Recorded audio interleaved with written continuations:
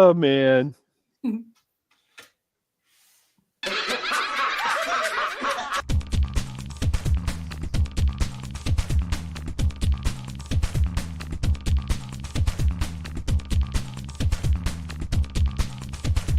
evening, folks, and welcome to the Horror Corner. Hey, horror fans. Once again, it is the Horror Miser Monty G. Hey, everybody out there in YouTube land. This is Jen, and Velvet's with me. Hey guys, welcome to the Trash Picture Show. Grab some popcorn and take your seat at Trivial Theater. Remember that horror rules. Ha ha ha ha.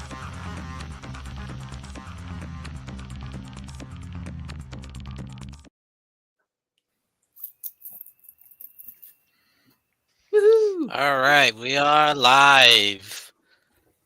And Welcome everybody to the Horror Hangout live stream. Yes. All right, guys. So, Bienvenue, come on in. Welcome. hello, DVD and film bloke. Yo. So yes, this month we are talking all about award-winning horror, specifically Academy Awards. We're gonna try to stick to mostly horror for the most part, but if you guys have a burning desire to mention one that's not really horror, feel free to do so. And all right, so we are here, of course, with this esteemed panel as always. We got Marty from the Trash Picture Show. Hey, oh. Woohoo! We got Jen's Reviews from the Grave, along with Do I need to put the Holy Spirit between you two? No, it wouldn't work. No, that was and that of would course, not. we got the Razzie nominated Triv.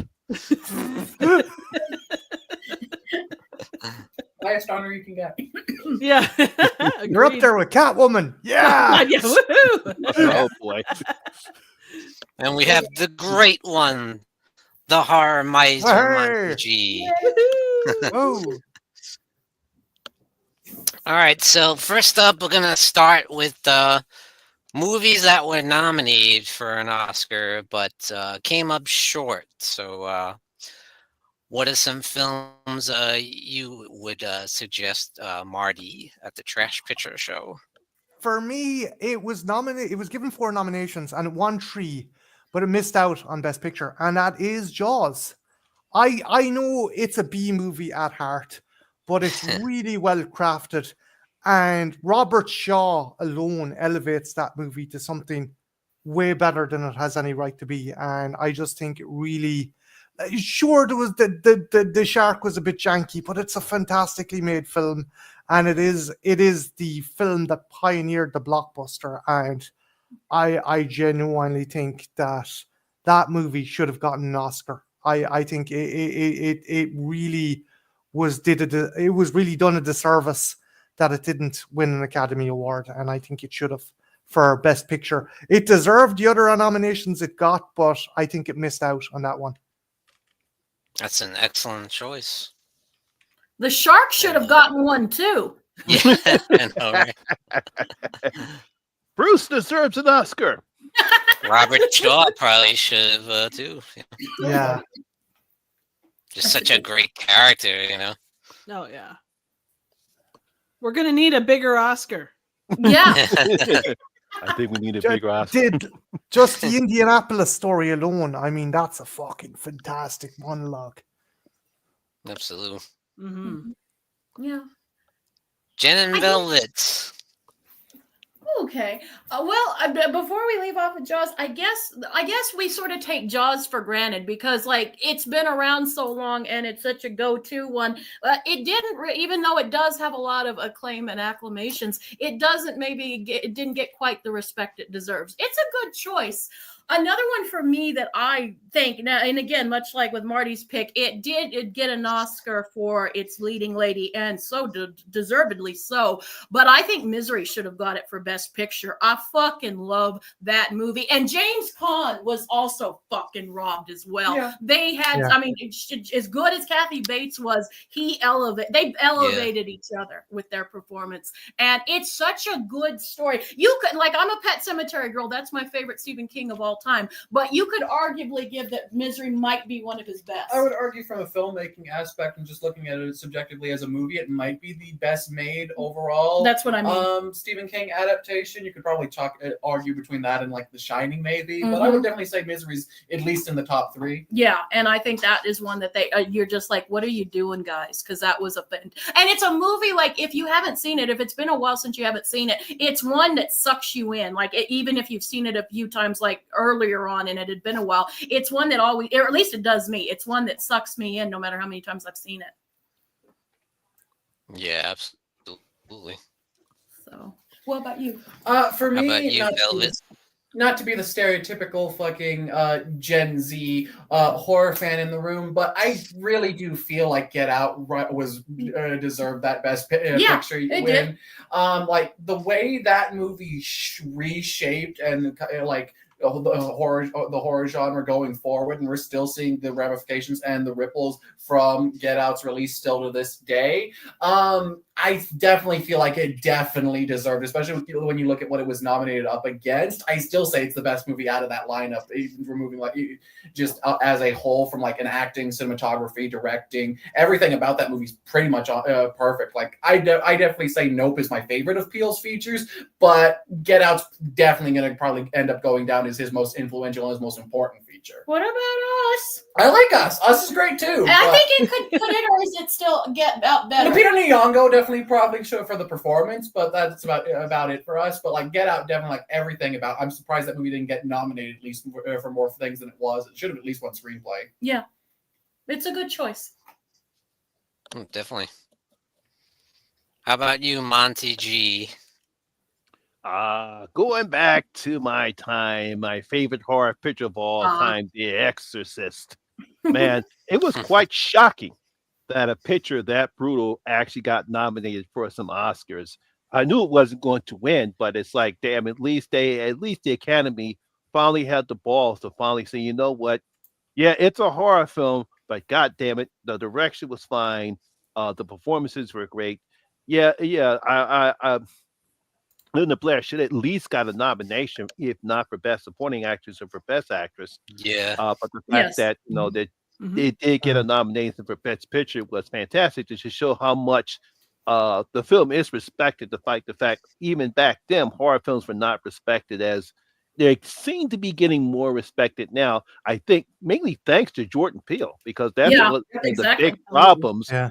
That horror films were not respected by the Academy, and then when Get Out comes out, and it's like, damn, show some love. And it finally did. Not only did he get nominated, but he won. The Academy won. At least that way, at least now we're getting more respect for horror films when it comes to the Academy. Slowly but surely. Yes. Well, That's they great. look at It's us great to as see. a rung above porn. They look at horror as a rung above porn. In some cases, they look at it as the same as porn. It's just like the Academy is comprised of a lot of old heads, fucking people whose opinions are really irrelevant to the time. I mean, look at a lot of this year's nominations. Most of them are very unrelevant to the times. Even the ones that they're trying to be relevant still come very. Feel like something that don't really have much importance anymore. But even all the way back to the silent era, horror has been there forever. That's just the nature. But bouncing off what Jen says, there was a great interview on the Alien trilogy or quadrilogy box set with Bill Paxton. He says that it kind of sucks that horror and science fiction don't get enough acknowledgements because they were the genres that built Hollywood. Yes, they were the foundation stones. And like Paxton said it perfectly, it's like, you have to get so much clout, and the fact that Sigourney Weaver had just gotten so much praise that the Academy Awards basically were kind of embarrassed, or kind of they were shamed into nominating her because she was that good. They had to be forced into putting her forward for the nomination Aliens. And again, it's just like that. Those two genres are the foundations of fucking Hollywood, and it kind of sucks that they're spurned by such a big award ceremony. Like, it sucks. Why do you think that is, though? Why is horror leave such a distaste in some people's mouths? Not to derail, but I think contrary to what a certain director has stated this week, I think it's entirely due to because horror is such an inherently political genre, and that puts a lot of people off, especially critics. They don't want to push the envelope and shake them up because the Academy is built off of the status quo and like celebrating what movies they view as good. Like horror is an inherently un-Academy driven genre, really. Like it's kind of the it's always been an anti-establishment genre of filmmaking, whereas the Academy literally is the film establishment. Yeah. So I think that's part of it. I'm interested to ask Velvet this because the new movie with Zoe Saldana has garnered a lot of problems. Oh, Amelia Perez, yeah. I was going to ask you about that too. It's basically insulting both Mexicans and trans people, and it was the Academy's attempt at being, look, we're woke, we're progressive. No, you fucking are not. Look at this shit. The first time that something like that's happened. There was Green Book a few years back, which got massive backlash. Before that, there was stuff like Crash. Before that, there was Dances with Wolves. The Academy has always wanted to try to seem a lot more socially progressive and relevant than they actually are. And they always pick movies that are very regressive. And if you actually listen to the communities that those movies supposedly represent, it's not the people from those communities making those films. Look at who made Amelia Perez. It's a straight white French dude who made that. He has no knowledge about the trans. Although, did you guys see what was funny about that? He decided that he didn't want to film French people because he's like, French sounds terrible. Spanish is a much more sexy language. But it's like this. Do you think anybody on the Academy actually went and saw Amelia Perez? Yeah.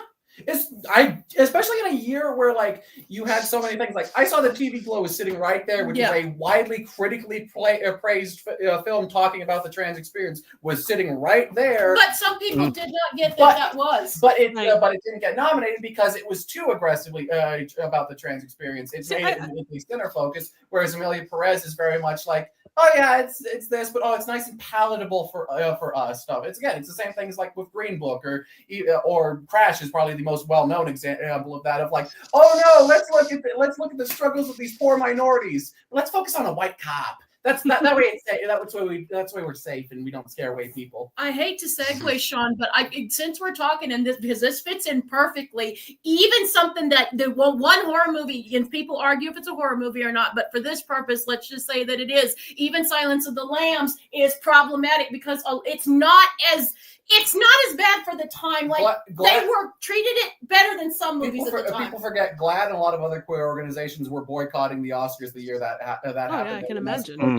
Outside of the awards ceremony that year because of Silence of the Lambs. Yeah, so you could even throw. I mean, it's not as bad as I haven't seen Amelia Perez, but Amelia Perez is far more insulting, and also just all around a far worse film. It's just a bad movie. Yeah. Why turn it into a fucking musical as well? Why did they make Joker a fucking musical? I mean, it seems to be the thing of I the know, year. Like for the love they of, wanted, like who asked for that?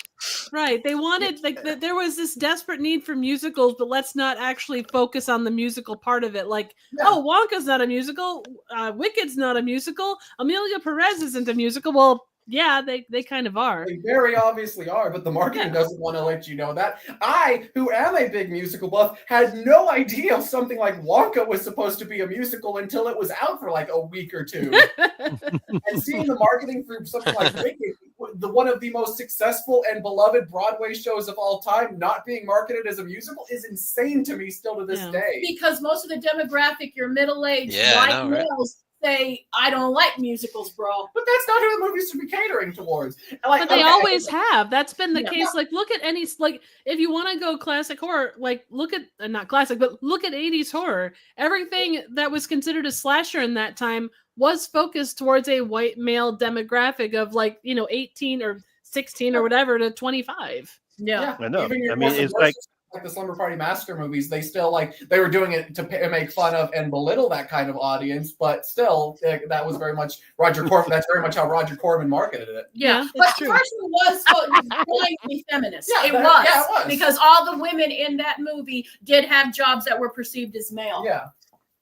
So here's Party Massacre. So here's a random question, and I pose this to everybody, and I guess I'm looking at it like you think Oscars, you kind of put it up on a shelf because it's the Oscars and it's been around for 92 years or however many. Do you think that they hold, not that everything that ever got nominated and won was artsy, but do you think like something like I Saw the TV Glow wasn't considered because there's still that stigma about streaming?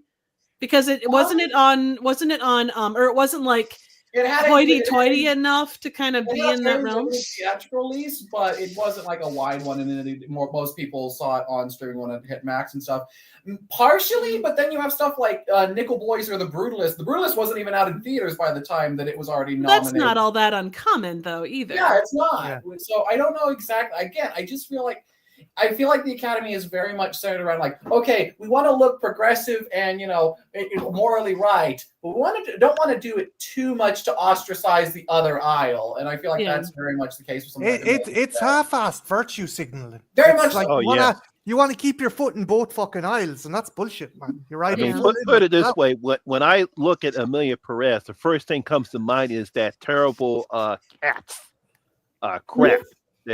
That's what I compare Amelia Perez to. It's like, what were they thinking? What are you guys thinking? Why can't you just do? I guess someone thought that putting human faces on CGI cats and have human face on, and someone thought that was a good idea. They were trying to look at every movie that gets turned into something 3D. Like there's a lot of movies that shouldn't be 3D that turned into 3D. It's that same. It's the tech is there. Oh, we need to utilize the tech. Oh, Cats is an even more kind of sinister thing than that. The reason Cats, the director has admitted this since, the reason Cats was all CG and all that instead of being practical, they didn't want to pay for unions because the costume designers and production crews are union. CGI crews and teams are not. So hashtag release the butthole cut. They didn't want to have to pay for unions. So that's why. Now that's considered one of the worst films of all time. That movie had to be patched like a video game. Oh yeah, after absolutely. Its release. Yeah, I remember that. And fix it. It was insane. I was supposed to review it and I couldn't see it, or the version that was supposed to be shown in theaters. They cut it when I was supposed to go see it because it had been taken back and rejiggered. Yeah. Yeah. That's a good word. Thank you. I enjoy it. It's classic. But the Academy has always looked. I was just gonna. Oh, sorry. Go ahead. No, go ahead. Oh, okay. I was just gonna say, but look, okay, so we're virtual signaling, but they always get it wrong. Look, it's not a horror movie, but it's one of my favorites. Brokeback Mountain. It got nominated, but you, and it got so much people, and it's a beautiful. I mean, in some ways, it's very standard love story. It just happens to be two men, but it's a beautiful story. Especially at the height of that was a time at the point of when it was released, having Brokeback win would have actually been significant. Yeah. As opposed to the safe thing that what it's one gets Brokeback again. I always forget. I can't remember. Was it? What was it? Does anyone know? What do you mean, as far as what actually won the year for instead of Brokeback? It was nominated, but it didn't win. I don't know. Hang on, I'll look it up quick. I'll look it up quick. Oh, thanks. I still love the way South Park actually predicted it before that movie came out. Oh yeah, the cowboys eating pussy. Yeah, the cowboys come out. All right, here we go. Alex 3.0 has your answer. Oh, Crash won. And that's considered one of the worst movies to win, right? It's a better movie. Oh, infinitely. Crash is regarded as one of the worst film. Is arguably regarded as the worst film to ever win Best Picture. I don't hate it, but it's a terrible film. Well, it kind of runs into the same thing as the year that Shakespeare in Love won, and I don't remember if it was Saving Private Ryan or was it The Thin Red Line. Like the fact, Ryan, you're right. Yeah, the fact that Shakespeare in Love won, and again, you kind of run into that whole there is a certain, when it comes to the Oscars, there is that certain, place that it's held up to. It's greater than the Golden Globes, the BAFTAs, all that stuff. It's that, pristine thing. And, it's held to that standard. So it's got to be something artsy that wins. And when you have an entire field of movies that fall into that category, they're gonna go with, I don't know. It probably didn't help as well, Triv, that fucking Weinstein, he wined and dined and like, oh yeah. The level of corruption that was in Hollywood because that's something. I mean, you go back decades, and that's like that campaigning for whatever movie starts the minute the movie is out. That's why you won't see movies from the beginning of the year in. It's those Oscar bait movies that come out late November and December, generally speaking. Yeah. And it's a Razzie's the same way. If you're gonna be nominated for a Razzie, more than likely it's gonna be the tail end of the year that it comes out. And it's a damn shame because sometimes you miss these really great movies that you might catch, but it's just luck of the draw. And then the ones that you sometimes you sit there and you go, really, this is supposed to be the best of the best. Yeah, but it's effective. I mean, but still, you can just look at like the ones that were nominated for and their impact. Like theoretically, the best picture winner should be like the one that had the biggest impact and most influence on film as a whole. But then you look at years where like, okay, The English Patient won, fine enough film, but who talks about that over, say, Fargo, which was also nominated the year? Fargo definitely had a far more drastic impact on film going forward than The English Patient did. Absolutely. There is a bad fucking trope of movies as well, just like the term Oscar bait, like The Aviator. I like DiCaprio, but that movie was a product to win an Oscar. But you're dead right, Monty, it's shit. It was a product made to win an Oscar. It wasn't a film. And then you get weird stuff like Bohemian Rhapsody winning for best editing. Yeah. Oh, fuck off. I was talking to a couple of friends that like they do normal movie reviews. They're not like specific to, horror or anything like that. But they were talking about how this award season is just hell. And I don't know if that's specifically because of Amelia Perez or if that's just like across the board, because outside of like things like The Substance, it is a very it's a blah season. Oh yeah. In their words. It's like when I first heard the nominations for this Oscars, I'm like, this is the best you can come up with? I mean, outside of The Substance, it's like, and at the time I really didn't know that much about Amelia Perez until obviously as it got closer and I heard some people talk about it. And then I saw some of the scenes of Amelia Perez. And I'm like, what the hell? Because at first I didn't even know who directed it. I said, who the hell did this? Obviously didn't do any type of research at all. No. Well, when you have award-winning songs like Penis to Vagina and Vagina to Penis, I mean... I've written those songs. I should copyright those best. They could do a better job saying that than what they did. Yeah, it sounded weird. It's like from a guy who hears this woman say it all the fucking time. It just sounds weird in song form. Like, the thing is, in theory, if you were like to some extent, and I know the most of the people that nominated these movies have seen them, but you look at what Amelia Perez brought to the table, and not to belabor a point, but you've got someone that's a transgender actress who is there and doing the thing. You have the fact that it's off of streaming. It should have been one of those things that was a really like a shining moment for how far like cinema has come in that respect. There's finally some love for streaming. Not that I'm always a theater person over streaming, but nevertheless, it's something that there is good stuff that comes off that. It's like if you have a great movie that airs on Shudder, it deserves as much respect as something that was, made by, not Francis Ford Coppola for, $175 million, Exactly. Yeah. Exactly. We just had a movie. We just did a movie called Bystanders, and the director is brilliant. She's just an up and comer, small thing. I mean, it took everything just to get it, and we didn't. And we like to keep our ear to the ground, and we didn't even hear about it. And you even I just barely heard about Bystanders, but I haven't seen it played anywhere. I can't even find it on streaming.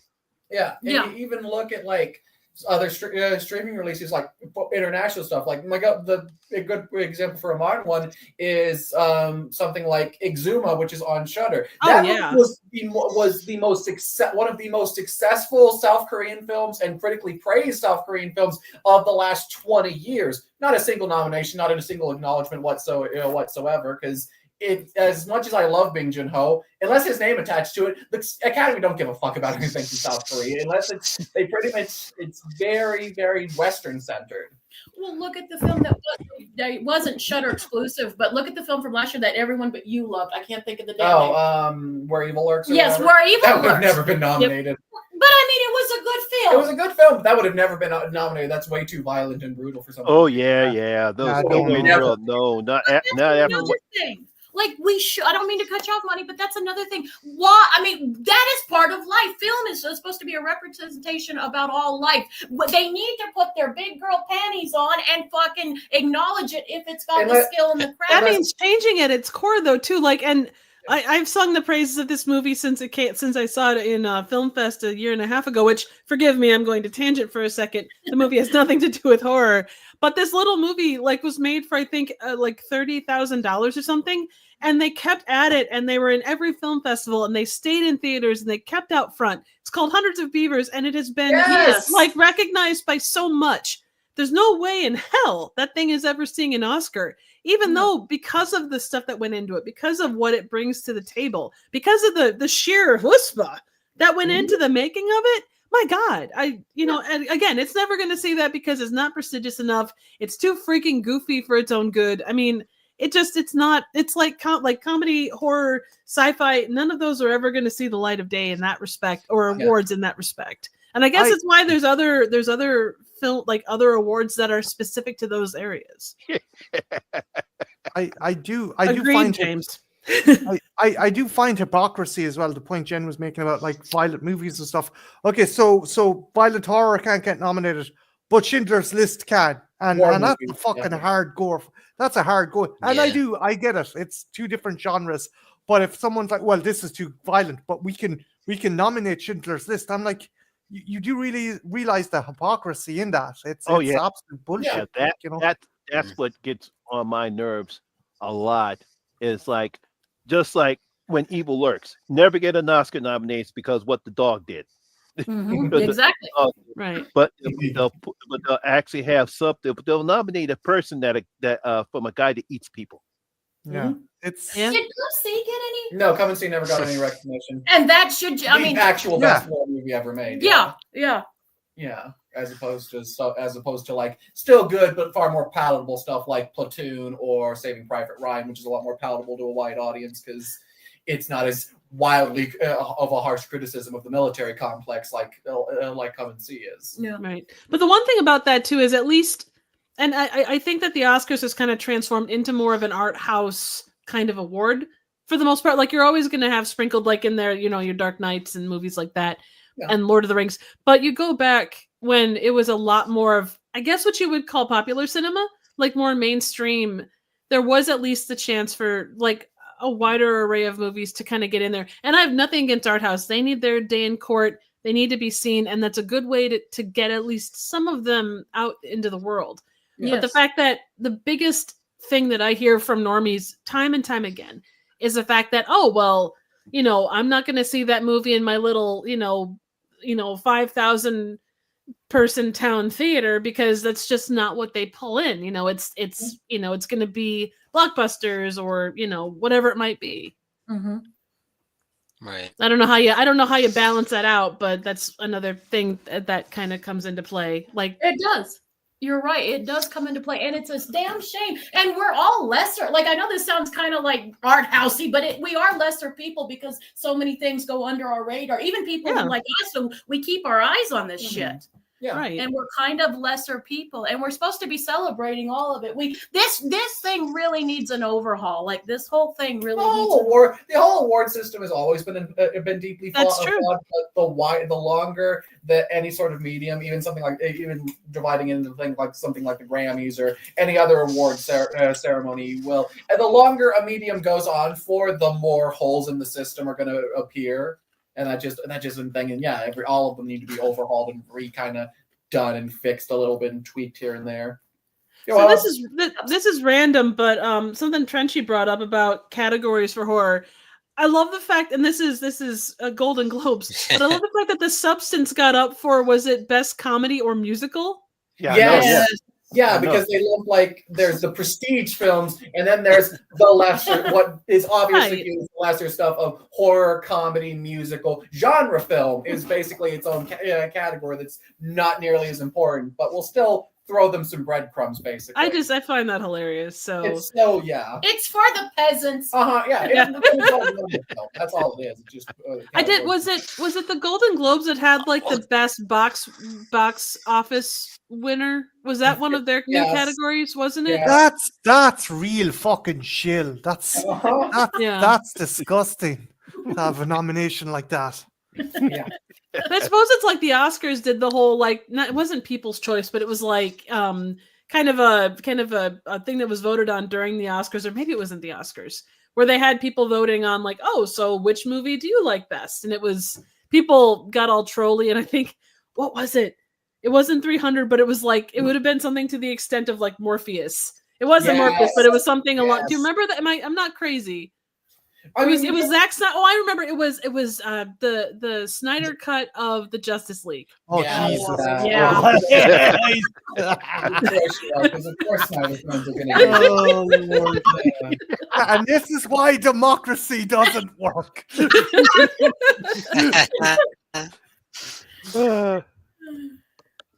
No, there you go. He was. I just want to say something. What you guys touched on.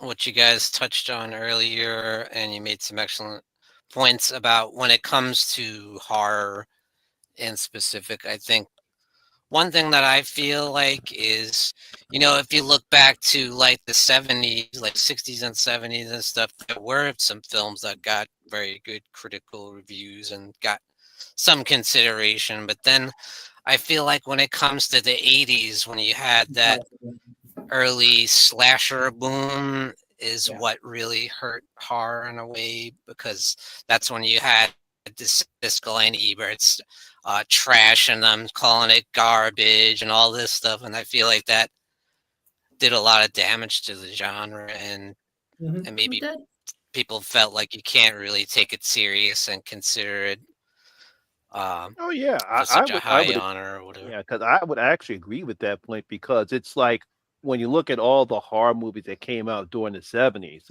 with The Exorcist and Jaws, and then Halloween, those were very well, even Black Christmas. There was a real critically acclaimed. A lot of critics loved them, it got a lot of praise.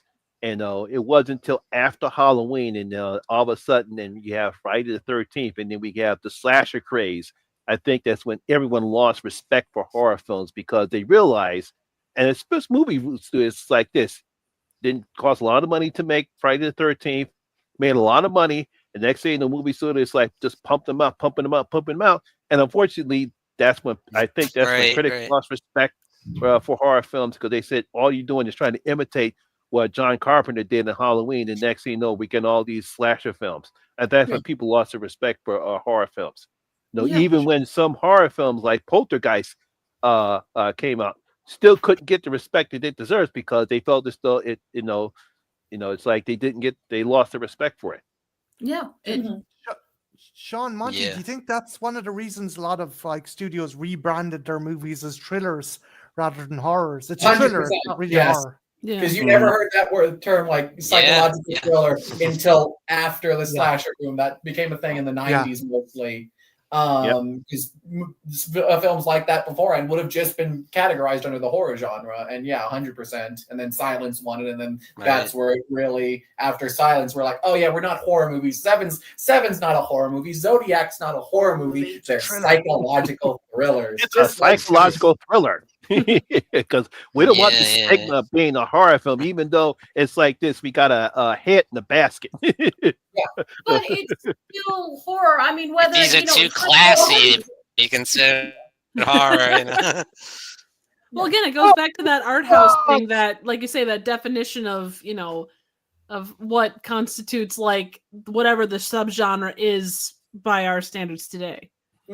Yeah, horror is an ever-evolving genre and always changing. And the world is always changing. Look back when we had the codes, you know, the actual codes. Oh yeah, Hays codes and everything about that. Yeah, so the world is always changing, but horror is the one that has always pushed the lines, and we don't ever get respect, or you know, like I think people don't like. I know we're biased because we're all horror lovers, but I really don't think horror gets like the recognition, and sci-fi too. I always forget sci-fi, and I shouldn't. That pushes the lines and that actually talks about very relative things. Again, it's an inherently subculture thing. It's an inherently anti-establishment thing. Even going back to like the old studio films of like the 40s with like the Universal monster movies, a lot of those were still very counterculture and stuff. You had someone like James Wales doing you had openly gay directors doing movies like that with openly gay actors and stuff, still doing it. They were gay. I know, right? Horror has always been an inherently outsider subgenre, you know, and that's why they were, because they did were openly gay and stuff. So the studio was like, okay, we can't give them the primary films, but these horror things keep generating a profit, so I guess we can just let them go off and do that. And that's horror has always been inherently counterculture and inherently subcultural. That's just a key part of its DNA. Again, contrary to what certain dumbass directors want to go on. He said his films were, to be fair, and I read it, he said his films were not. But he said his. To be fair, I would add too, to some extent, I think that like the Oscars, like a lot of people of a certain age, like they're used to routine. So anytime Disney has a movie, or Spielberg has a movie, or Coppola has a movie, Scorsese has a movie, it's automatically put into that ring of, okay, we need to nominate this because it's what we're known, or it's a brand we know. Yeah. And even Scorsese not anymore. Not anymore after that whatever that movie was. Oh god. But Disney's Inside Out 2 still got in with animated, and that's not really that, I mean, from what I've not seen it, but everyone that I've talked to that's reviewed it said, yeah, it was fine. Wasn't anything great. But like compare it to some of the other stuff. You talk about Flow, you talk about Wild Robot, you talk about the other character or the other ones in that category, and it's not even the same boat. It does suck. They seem to have a monopoly. You've like the likes of Studio Ghibli and fucking Irish Studio Animation Saloon or Cartoon Saloon. They do fantastic work, but it always seems to be, and Trenchy brought it up. It's if you have enough money to submit. The Pixel, Pixar, whatever. It's like, have you enough money to submit your movie for an Oscar? Have you enough money to promote it and to fucking advertise it? It's kind of shitty that a heavyweight. That's why Disney seems to win time and time again. They have the resources behind them to push those movies, and it sucks. I genuinely think Disney machine. The game is rigged already before you almost monopoly. You know what it's kind of like. It's kind of like the Guinness Book of World Records. Like most of those records, like someone pays to have someone come out. Yeah. It's like, how many wieners can I balance on my head while gargling a glass of water? Jen, no, we're not. Look, I know Valentine's Day is coming up. No, be quiet. Oh boy. Wasn't going to say anything. Oh, that's a damn good. You did ask me what we wanted to do for Valentine's, darling. Make sure that you put it in for the Guinness Book of World Records. Exactly. We could have it memorialized even after we're dead. I'm going to need a couple of Guinnesses after this fucking. Just be aware, those books are kind of stout. Anyway. Like Marty's Guinness. Anyway, getting back to the topic at hand, yes, sir. Triv, what's the movie that you thought was nominated that came up short? So mine, it actually was. Let me pull it up here. It was actually nominated for a couple of things. Pan's Labyrinth was. It won. Crap. Hang on. I have it up here. So it won. Where the hell is it? Oh, damn it. It won for a couple of different things, but it is such a gorgeous movie. The story is so beautiful and stuff. I wish it would have been up for Best Picture. I think it would deserve to be nominated for that. Definitely. But another thing that you run into, and this is it's one of those things that like it's a damned if you do, damned if you don't. There are so many incredible international features that get nominated in the international category, or animation stuff that gets nominated in the animation category. But because they're in those categories, up until the last couple of years, they weren't able to be in Best Picture. And I think that's such a there is that you want your cake, but you want to eat it too. Godzilla. Yes, there's so many of those incredible movies -1.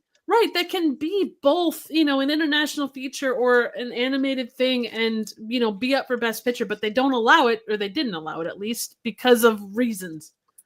Yeah, which is Rant over. Yeah, I still think Godzilla -1 got robbed. Oh, of course. That's a lot of those, though, Yeah. It's like this. Come on, I know you probably don't like kaiju movies, but come on now. It's like, come on now. It's like it's like this. When you see the terrible American-made Godzilla, and you take a look at Godzilla -1, it's like, wow, what a vast difference. It's like the Godfather of freaking kaiju movies. Yes. Mhm. I always theorize about the Godzilla movies. The resistance from America to embrace them is kind of shame, because the movies themselves were made as an analogy for the effects of nuclear energy or nuclear weapons on Japan, and like how America and France kept on testing in Japanese waters after the events of World War II, because it's an ugly part of World War II. Sure, these were the quote unquote good guys, but the effects upon Japan was absolutely harrowing and horrendous. And the fact it's not something I think that American cinema or even fucking Western Europe cinema wants to fucking kind of indulge or talk about too much. No, they don't. Mm. American is just we have to be coddled. Look at when we take foreign films and then they'll Americanize them. That's a pet peeve of mine. Not just with horror, but anything. You take a brilliant foreign film and they fucking do it every time. Martyrs. Yep, Martyrs. Oh boy, Speak No Evil. I know some people have opinions of that one, but they fucking, and then they're going to do it with Audition now, maybe. So, Yeah. of course, This is getting Americanized, and so is Train to Busan. That's also Really? getting Americanized. Did you guys remember when Oh, no, Parasite really? won Best Picture? Oh, sorry. What do you say, Sean? No, go ahead. I was just gonna bring up how when Parasite won Best Picture, like there was a couple of reviewers that are reviewers, quote unquote, but they were absolutely throwing shit fits because this international picture won and blah blah blah blah blah, and it's anti-American. Oh yeah, I remember that. Yeah, they Oh my get God. crazy. It's like, God damn, what the hell's wrong with you guys?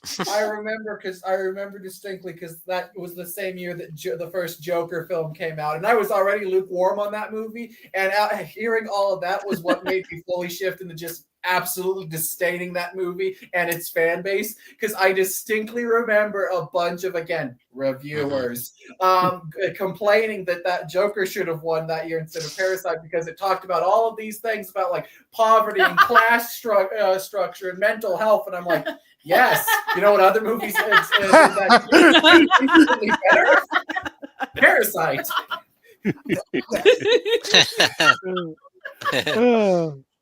And I'm not going to diss on Joker. It was good. But this, like, Parasite was just above and beyond. And how many of those people dissing on it were the ones that didn't actually go out and see it?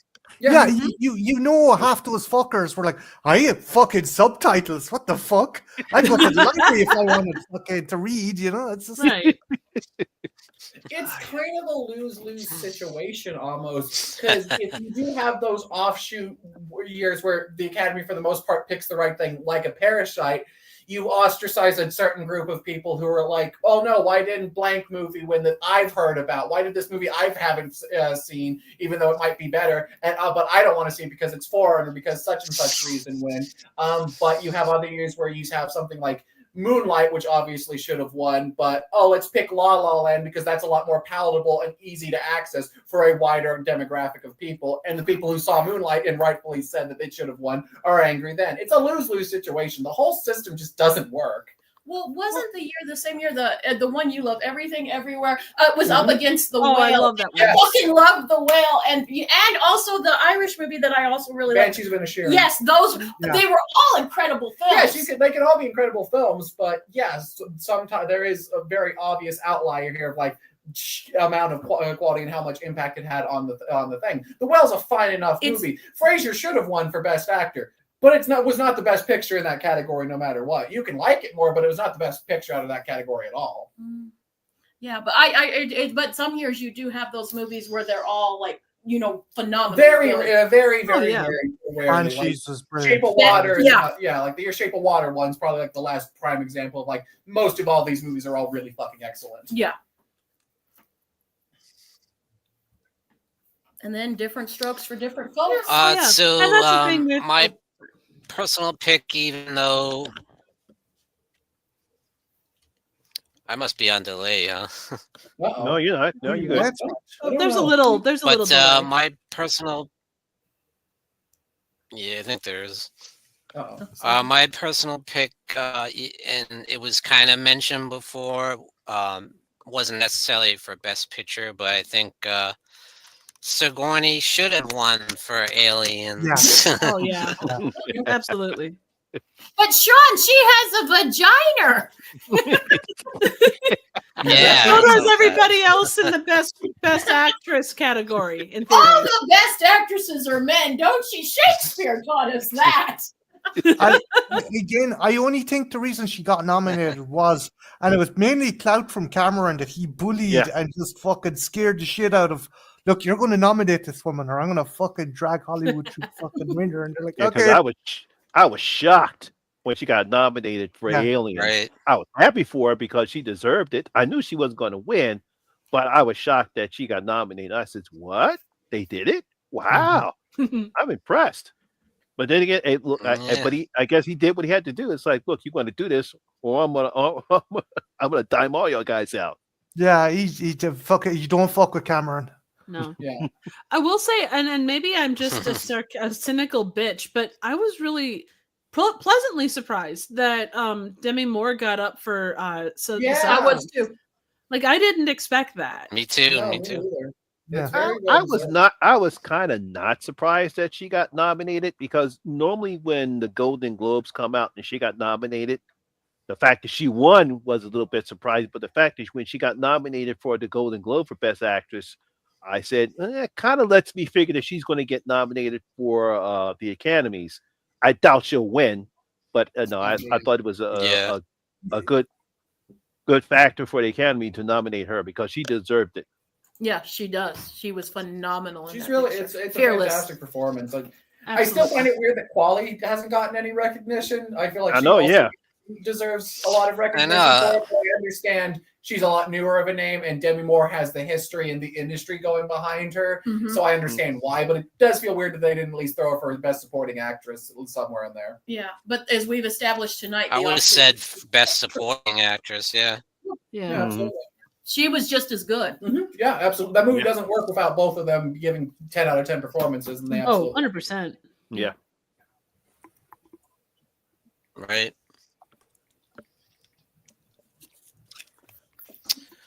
Okay, guys. Now, getting into the next category, we're going to talk about horror films that did win. What are some of your favorites that did win the Oscar and that you want to talk about? How about you, the Horror Miser Monty G?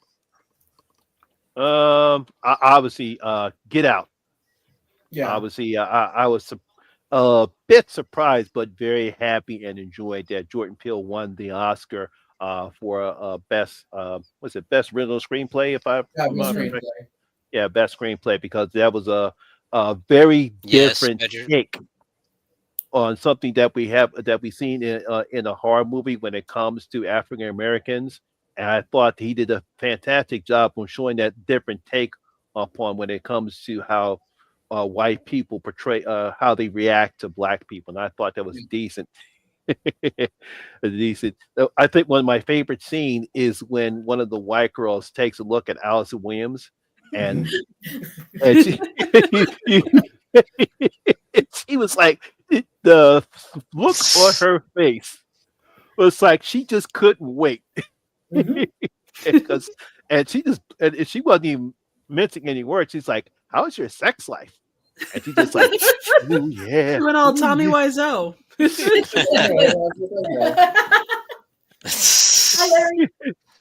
Oh man, that scene cracked me up. And it's like, I felt and I felt sorry for him because you could see how embarrassed he looked. Embarrassed look, and of course, Allison Williams, she really does a good job in playing that off because she's like, oh, it's like she's pissed, even though she's faking it, but she's pissed. But you can see he's like, what the hell? What are you talking about? Why are you so hip about our sex life? Oh man, that Some scene people cracked me up. just can't get their mind off of sex. Some people just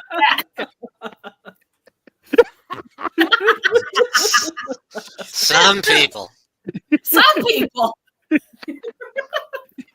Speaking of some people, Jen and Velvet. You're Oh, next. Oh, let's see. A movie.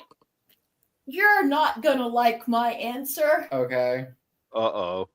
I kind of liked Black Swan. Uh, I did. I know you don't, but I thought, you mean shitty perfect? Oh, I'm sorry. I liked it, and I was we get so few wins, Sparky. We get so few. And one Wanna of be those wins is Suspiria. literally plagiarizing one of the most beloved Japanese I films knew of all that's why I time. wanted you to go first. But it is a gorgeous movie. You can at least So it's Perfect Blue. Marty, you I want would to help? argue infinitely more beautiful. I'm actually with Velvet. I prefer the anime. I think the anime is better. I know. Look, I just if it ain't broke, don't fix it. It applies to Perfect Blue. It also applies to fucking The Departed. Yes. I know. I like The genuinely Departed. think that was a token. That was a token nomination because Scorsese had been like fucking in and out. But I'm annoyed that Hollywood has to kind of pilfer other stuff because they're too late. Like the 1970s produced some fantastic movies from Hollywood, like be it like the likes of Raging Bull or fucking Jaws or Easy Rider or Apocalypse Now, which is granted a remake of Heart of Darkness. But it's just, where is that originality gone, and why do you need to go to other fucking cultures and pilfer their fucking kind of stories? I'm not trying to dog on movie making or Hollywood in general, but it just seems like as the years go on, there's less and less creativity, and it's more, hey, give me a look at your homework till I copy it. It's like, come on. Isn't it always the let's grab something from a comic book. Let's grab something from Japanese. I mean, I think the answer to that, and this doesn't help in the grand scheme when it comes to Oscar winners, but I do think that it's become the case where the studios are so, that's weird because they're willing to throw money at anything stupid, but God forbid you allow anything, outside the box. But you go to the independent stuff where a friend of mine was talking about how like there's always that cycle. Like in Hollywood, you get like all of the musicals and stuff of the 50s and 60s. Everything was so studio based. But then it got to the point where people got so sick of that same thing over and over. And then you had all this underground stuff come up and these people come through the system. And they came out with incredible stuff in the 70s. And I think we're at that point again because there is so much great independent stuff. You'd still have to know where to look for it, though. Yeah. But to be fair, like, I just think that there's so few good, like, where we're copying and pasting. And I think that one is actually a good one. Like, considering what I've seen that some movies have done. I don't know. I never will give that movie Black Swan the credit it may or may not deserve just because of how much of a Perfect Blue fan I am. I just cannot give it any credit because it's just, he literally had to buy the distribution rights so he didn't get sued for how blatant he plagiarized that story. But Black Tutus. Yes.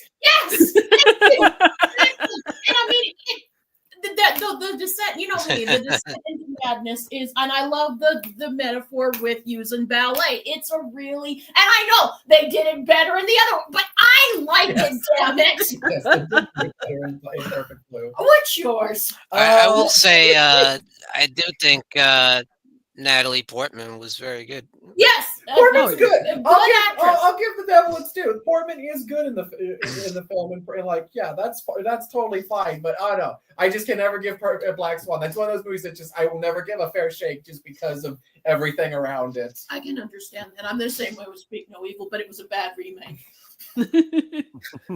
Fair enough. McAvoy was good, but that's all I'll give to that.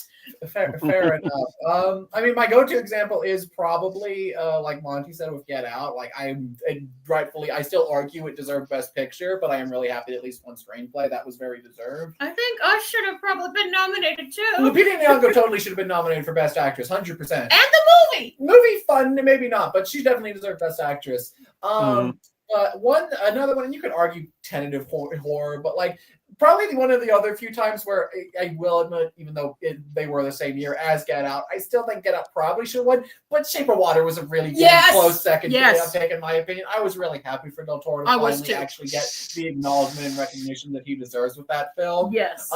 It leans more on the romance side, definitely. But god damn it, we need more monster fucking movies. Yes, we do. We did. Yeah, absolutely. So I was very happy to see that Shape of Water at least won, even though probably should have gone to Get Out.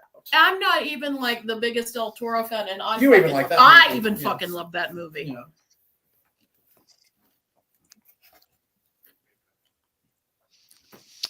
Okay, how about you, Trivial Theater? I'm gonna go with comedy and horror for me always sit above everything else. And I have to go with Death Becomes Her. Yes, Love the way that they did that, and that movie came about at a time where I was starting to kind of get into a love of movies and kind of how they were made, and I got to see a behind the scenes of this, like it was on TV someplace, and it just like blew my mind how they did it. Yeah. And I just like it was such an influential thing for me. There's no way I couldn't talk about it. What if I get bored? I was funny. So damn cheeky on top of the effects, but yeah, there's obviously not an award for best comedy because comedy sucks. that line cracked me up. Oh yeah. What if I get do the fat bald Republicans in prison? I'll get the shovels here. Bruce Willis, that is everyone always gives me such his a best but it's one of my favorites It's his of best his. comedic performance. He's great in it. It's one of his most underrated.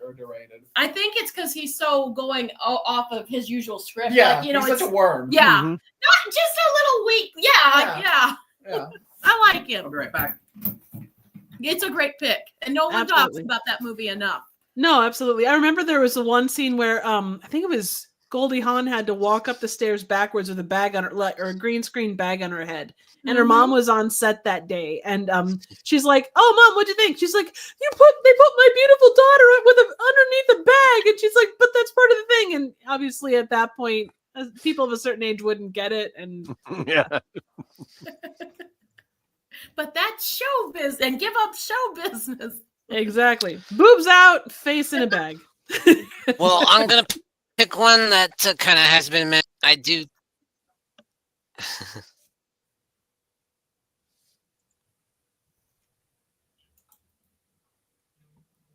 Uh-oh. John? You okay? Sean.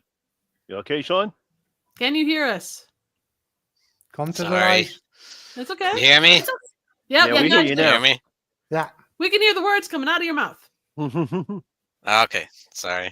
No worries. Damn it! Why do we always have internet problems? We love you. You deserve an Oscar. You do. So my pick is going to be one that was kind of mentioned already, but I do think it's kind of a small triumph, even though I thought it should have been nominated for Best Picture, Godzilla -1. Absolutely. Mhm.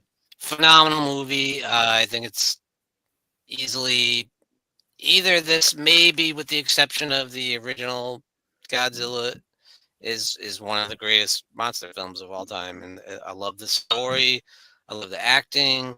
I love the monster effects, which is what it won ultimately was the best special effects, but I think it's so much more than that, and but it is kind of a small triumph, It does seem like so many, and I think it does boil down for a lot of horror movies to win technical awards, but it seems like that's kind of where they get their in, and that's basically the only place they get their in overall. Mm-hmm. Yeah. Yeah. Minus one. Oh, yes.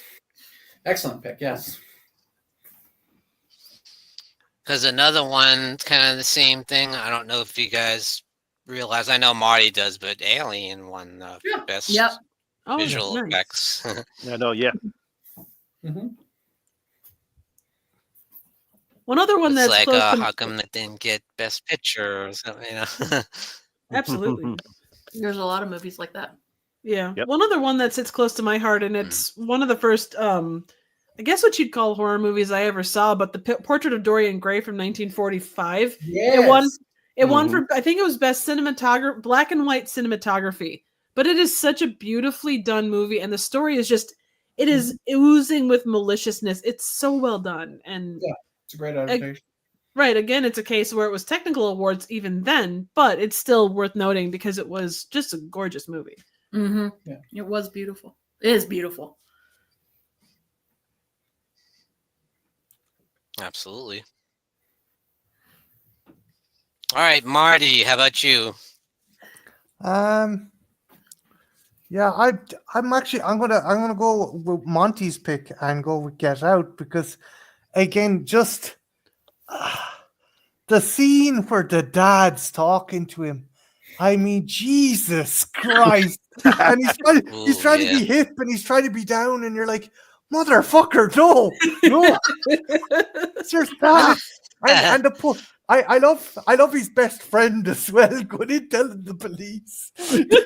Oh man!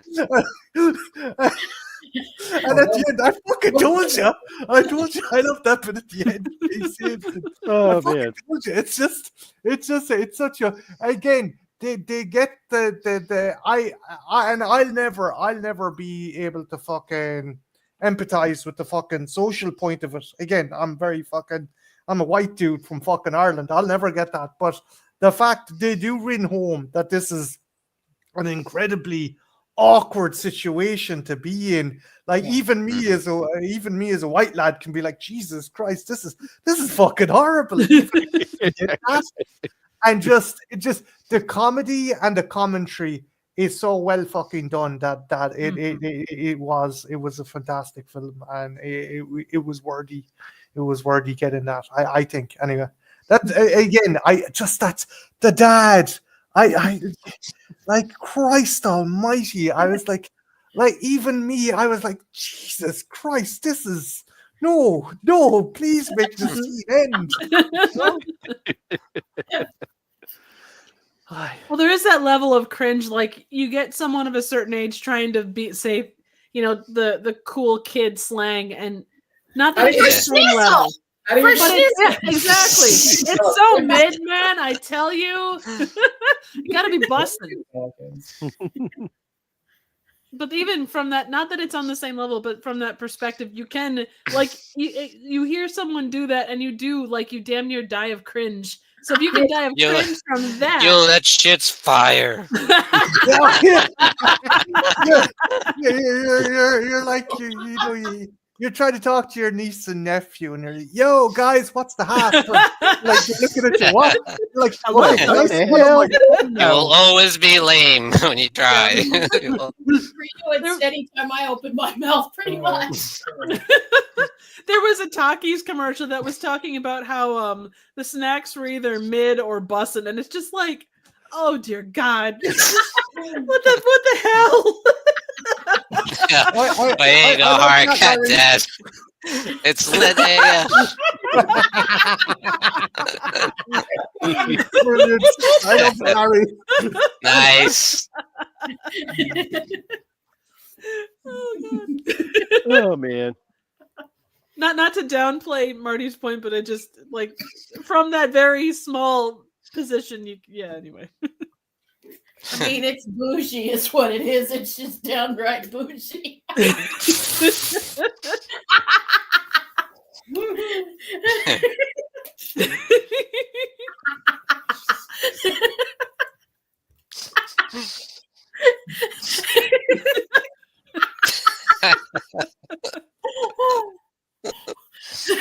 I think I just murdered Marty. Nice.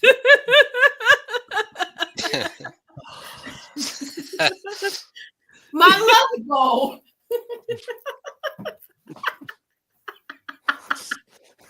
What? No, Jen, that was whack. That was fire. Yeah.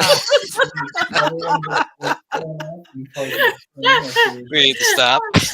You guys, it's the bee's knees. Oh man. Wait, is that not hip, fellow kid? Rob. Sorry, enough. Sorry. Eject. You guys still say eject, Rob. You got to keep it on the down low. Jesus, and that was before our fucking time. Marty, you're dating a girl that's all that and a bag of chips. Oh God. Oh boy. Word to your mummy. Yeah. Hey, you guys save that for after the live stream.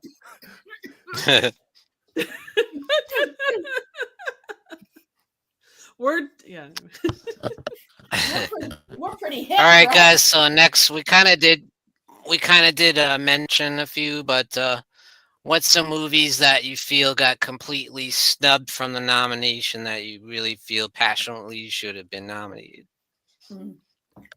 Jen and Velvets. Oh, I don't have any. Okay, too bad. I'm going first. Oh, it better not be one. I don't know. Mine's a double header from the same franchise. I still it might just be recency bias because of his passing, but I don't care. I've always held this opinion. Tony Todd deserved to be some sort of a nomination for Candyman, and the fact that he wasn't is still a damn tragedy. Yeah. Also, Nia DaCosta's Candyman deserved best picture in 2022, in my opinion. Nia DaCosta's Candyman, just from a filmmaking standpoint, is one of the most visually striking films of the last 20 years. And yeah, it absolutely also deserved best picture, and the fact that it didn't is a damn shame. Tell everyone. Yeah. Yeah, I agree with you. I agree with you on both counts. One for me people, even horror fans, didn't talk about this film, and it really, really fucking just bothered me. And it was Rebecca Hall's performance. She should have fucking been nominated for an Oscar, and that was Resurrection. That monologue she gives at that one part in the movie. Oh my God! I know Mia Goth gave a great one too, but Rebecca Hall. It was a really good year for Oscar-worthy monologues in horror movies. Rebecca Hall, Mia Goth was great, but Rebecca Hall just went that extra mile, and oh my Both should have God. been nominated. Yeah, they really should have, but I still would have given it to Rebecca. That's fair. That's fair. I fucking, and that's a fucking phenomenal movie that not enough people saw. It should have been, I'm going to go further. It should have been fucking nominated for Best Picture. We had religious themes. The Oscars loved that. I mean, Yeah, that's true. They did. That's true. yeah, that's one that Hey, Conclave got nominated. yeah, it did, didn't it? But yeah, that's like one that I think is just. I know. I fucking love. I adore that monologue. Is just as someone who really loves the film, the acting part of it. That she fucking nailed that monologue just cold. I mean, just fucking nailed it cold, stone cold, and it was brilliant. It was really good. Yeah, it was. And Mia Goth deserved it too. I still would have given it to Rebecca Hall, but Mia Goth was good. Mia Goth also for a more mainstream film. Yeah, Mia Goth for Pearl definitely also deserved it. Mm-hmm. Yeah. So, those are my and Tony Todd. Todd also did, and Nia DaCosta, like you said. Why didn't anyone else love that movie? Why? What is wrong with you people? So yeah, we could be here Great a lot choices. longer. So go someone else. Otherwise, we're going to be here a while. All right, then. How about the Horror Miser Monty G? Ooh. Toni Collette got robbed for not being nominated for Hereditary. Oh, thank you. Yeah, absolutely. Absolutely. Yeah, I think it's that's like, a oh, classic go-to with when you're talking snubs. That is one of the biggest. it's like Epic. because I thought for sure she's going to at least get nominated, but she didn't even get nominated. It's like, come on, guys, come on, She that was a did great. The Sixth Sense, I didn't believe she? I could be wrong about that, but I believe she did get nominated for Sixth Yeah. Sense. But but Hereditary is the one that deserves it way more. Yeah, I agree with that. Yeah. Yeah. Just that scene that really gets me when she goes off on her son, like, you little shit. How dare you talk to me like that? Like, oh, whoa, like Memories. that shit was scary. Like, but at Mhm. the same time, you could sympathize with her because she's a mother and she lost her child, But it was like, woo, Mhm. How about you, Triv? So one of mine is where is it? Isabel Adjani from Possession. Mhm. Oh Yeah, yeah. Oh yeah, wow, going back, huh? Yeah. Really good pick, yeah. Well, if you're gonna talk snubs, you gotta talk about all of them, I guess. Another one that I had was Annihilation for best effects. Yeah. Just the Oh way yeah. for that, and I know that the movie itself is not considered that over the top, but the effects in The that were effects just were great. they were Yeah. beautiful. Yeah. I don't understand that aspect of it. Another one where the movie was okay, but the performance was amazing was James McAvoy in Split. Yes. Yeah. Oh Mhm. yeah, he was McAvoy really can make any movie good. Oh, Well, better. One movie in particular is damn lucky they had him. Oh, I wonder which one's that. Oh Yeah, yeah, no, yeah. I just saw that one, by the way. What'd you Yeah. think of it? Have you seen the original? No, I haven't. But I like what you said. He's fantastic. He's much better than the movie he deserves. Yeah. Oh yeah, and that's often the case with a lot of his roles. It seems like. Yeah. Mhm. I Yeah, agree. true. I was gonna say that's the case with most Shyamalan movies. Usually his best the actors are the best part about the movie that don't deserve them. Yeah. Yeah, Yep. no doubt there. And not gonna have, I was thinking or that. even God, what's his name in Hartman? Yeah, Hartman and Trap. Yeah. Yeah. Yeah. Yep. Hey, Dumbo. Hey. And then the other one I had was anything to do with Train to Busan. It deserved so much love, and it just got shafted. It did. Absolutely. And Yeah, not in a God- good way. No. No, Goddamn subtitles. it got pegged without lube. Jesus. Yeah. I hate that. But I always carry extra lube. Like I always, it's like an emergency. Hey, there's Fuck a you, Trip, anyway. Jesus Christ. He's never this bad unless you're around. Jesus. What can I say? I'm an instigator. Hi. That's why you like me, right? Right? Yeah. Right? I guess the Bringing Razzie out the worst in people. Yeah. bring out the best. Bring out the best in See, this, Kevin. did you not read the name tag? That's why I'm Razzie nominated. And you got me thinking of Marty shafting me. So I mean, Oh God. Lord. I made a skirt too, darling. So easy. Oh boy. See, look what you did, Trip. I regret nothing.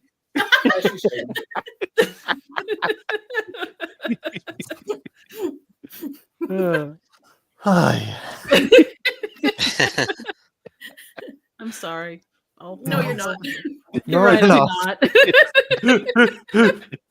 Did it before and I'll do it again. As I tell Margie every time. Do it again, Marty. Do it again, but this time more tongue.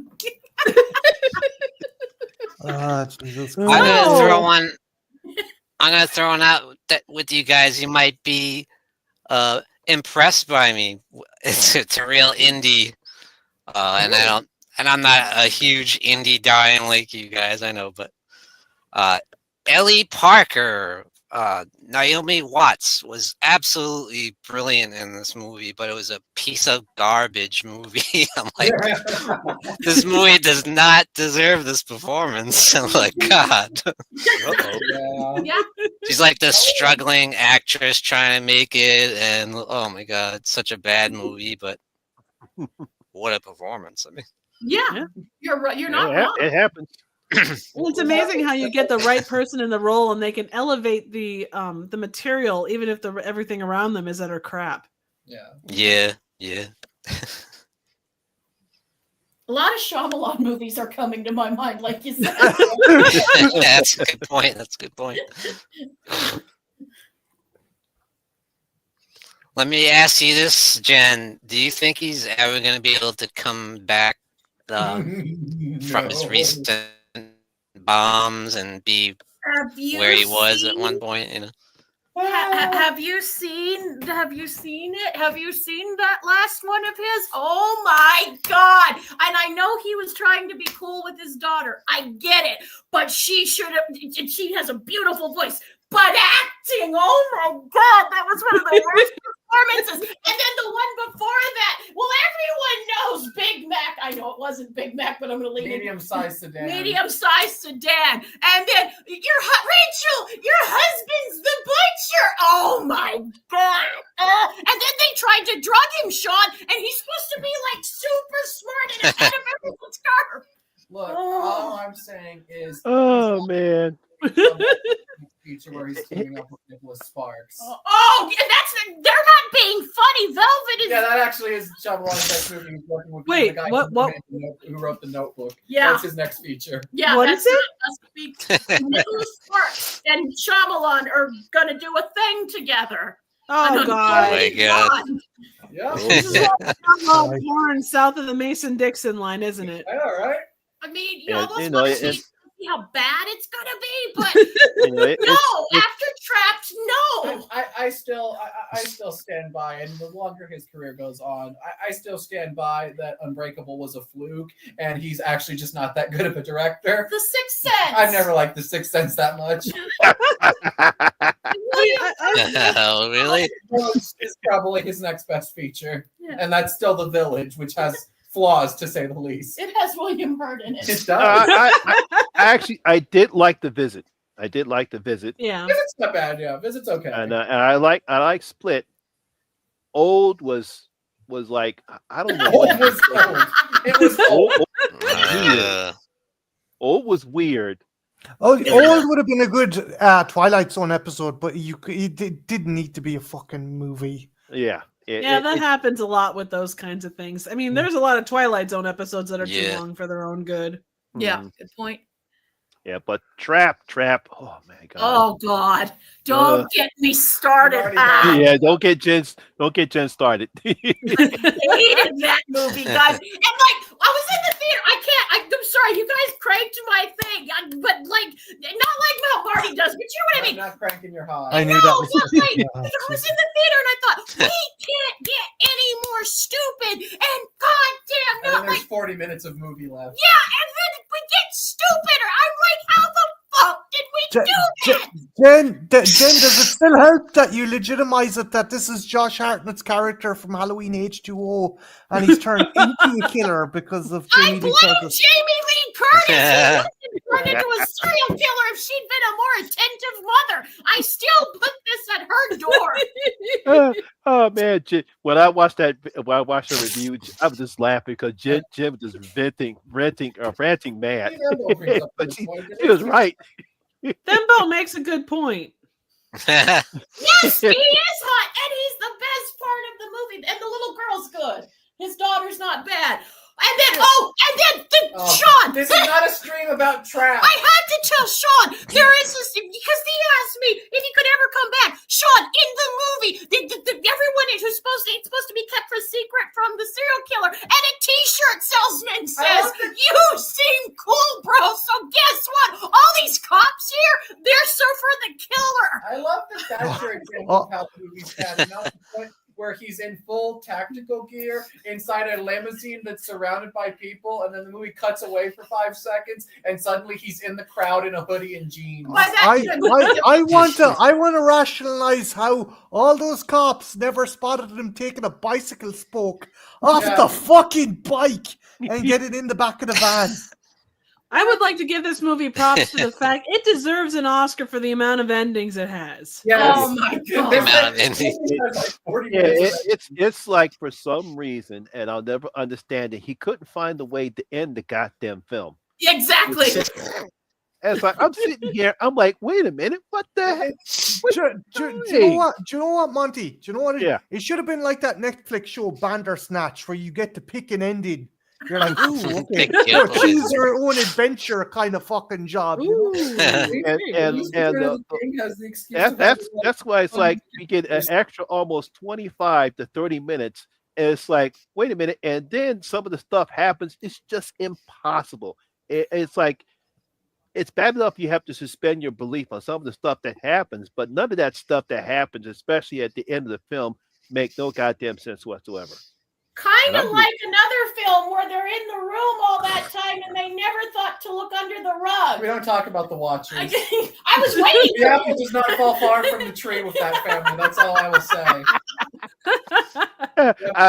That's one aspect. That's Yeah, one they're both aspect. magically close to the That's tree. one aspect I had about that film. I said, wait, you mean that thing was there all the time and no one thought to look under it? It's like, what the? You I can't be was sitting there that damn dumb. watching that movie at fucking 2:00 at night, and I was like, "Wait, huh? Excuse me, you guys have been here for possibly at least 2 to 3 to possibly 5 years. I don't know. The movie's very vague on that time frame, and none of you moved this carpet once, huh?" I mean, it goes to show that cleaning wasn't really a priority. Hey, I still say this trumps it. Hey, bro, you seem like a really cool guy. You know all these cops. I still say it trumps it. Let me give you a free T-shirt and tell you about that. God damn it. I mean, I get that. He's trying to let the audience know that this is the premise of the film. So I can go ahead and okay, that's fine. But in real life, that's the last thing you want to do is tell a person who could be the actual killer that there's a trap. Nobody. He seems real cool. It's fine. I do like the post-credit sequence where your man realizes it. He's like, "Oh shit, he's serious." Yeah, no, yeah. TV. That was funny. That's the best part of that movie. Yeah, kind of was. God, you seem like a real cool guy. Even though you might be a killer, I'm gonna kill you anyway. Yeah, I love that that's the thing about him teleporting out of the car randomly. That's I'm used to that for some reason. That's The an other M. Night Shyamalan movie. I was like, wait a minute, when did this turn into Friday the 13th Part 8? All right, Marty, you're next. I'm going to go with, and not many people talk about it and discuss it. I love it. I think it's a very underrated movie. And that would be Alan Parker's Angel Heart. Oh yeah. Both Very Mickey important. Rourke. Ooh. Mickey Rourke. I was going to say Mickey Rooney. Mickey Rourke. and That's a different one. Oh, I don't want to see that. but Mickey Rourke movie, and good movie. Robert De Niro are fantastic in that movie. Mhm. And it's just a really cool, creepy, supernatural kind of crime noir. And I think it was probably at the time one of the most original and freshest things you could ask for. And it just got completely brushed aside, and no one talks about it. And if anyone's in the chat hasn't seen Angel Heart, do yourself a favor and check that movie out. Go see it. Because it's brilliant. Yeah, it's just about as good, but not better as The Serpent and the Rainbow. Yes, I love that. I almost wonder if Nice. Angel Heart got snubbed due to its horniness, because that's a very horny and erotic film at a lot of points. Doesn't seem that horny to me. Like two. And you could win an Oscar for horny. Thank you. Did you hear that, I mean, tell me I'm wrong, Marty. I can't. That's the fucking problem. I can't. Then relish that point. We're in February/March. Relish me, Marty. Relish me. Okay, poor choice of Valentine's words, I Day is coming up. apologize. Yeah. Yes, that's right. Aye. Might not be the only thing coming up if you get Oh, my. No, no, no, no. Oh. Oh man, I feel you, Marty. So does she. Going down the apparently. rabbit hole. That's what she said. The Serpent and the Rainbow is a great pick. Yeah. Mhm. Sure. Sudden sharp transition. I'm gonna go ahead and name one that's gonna be a humongous shock to you guys. Halloween, 1978. I could see that. Yeah.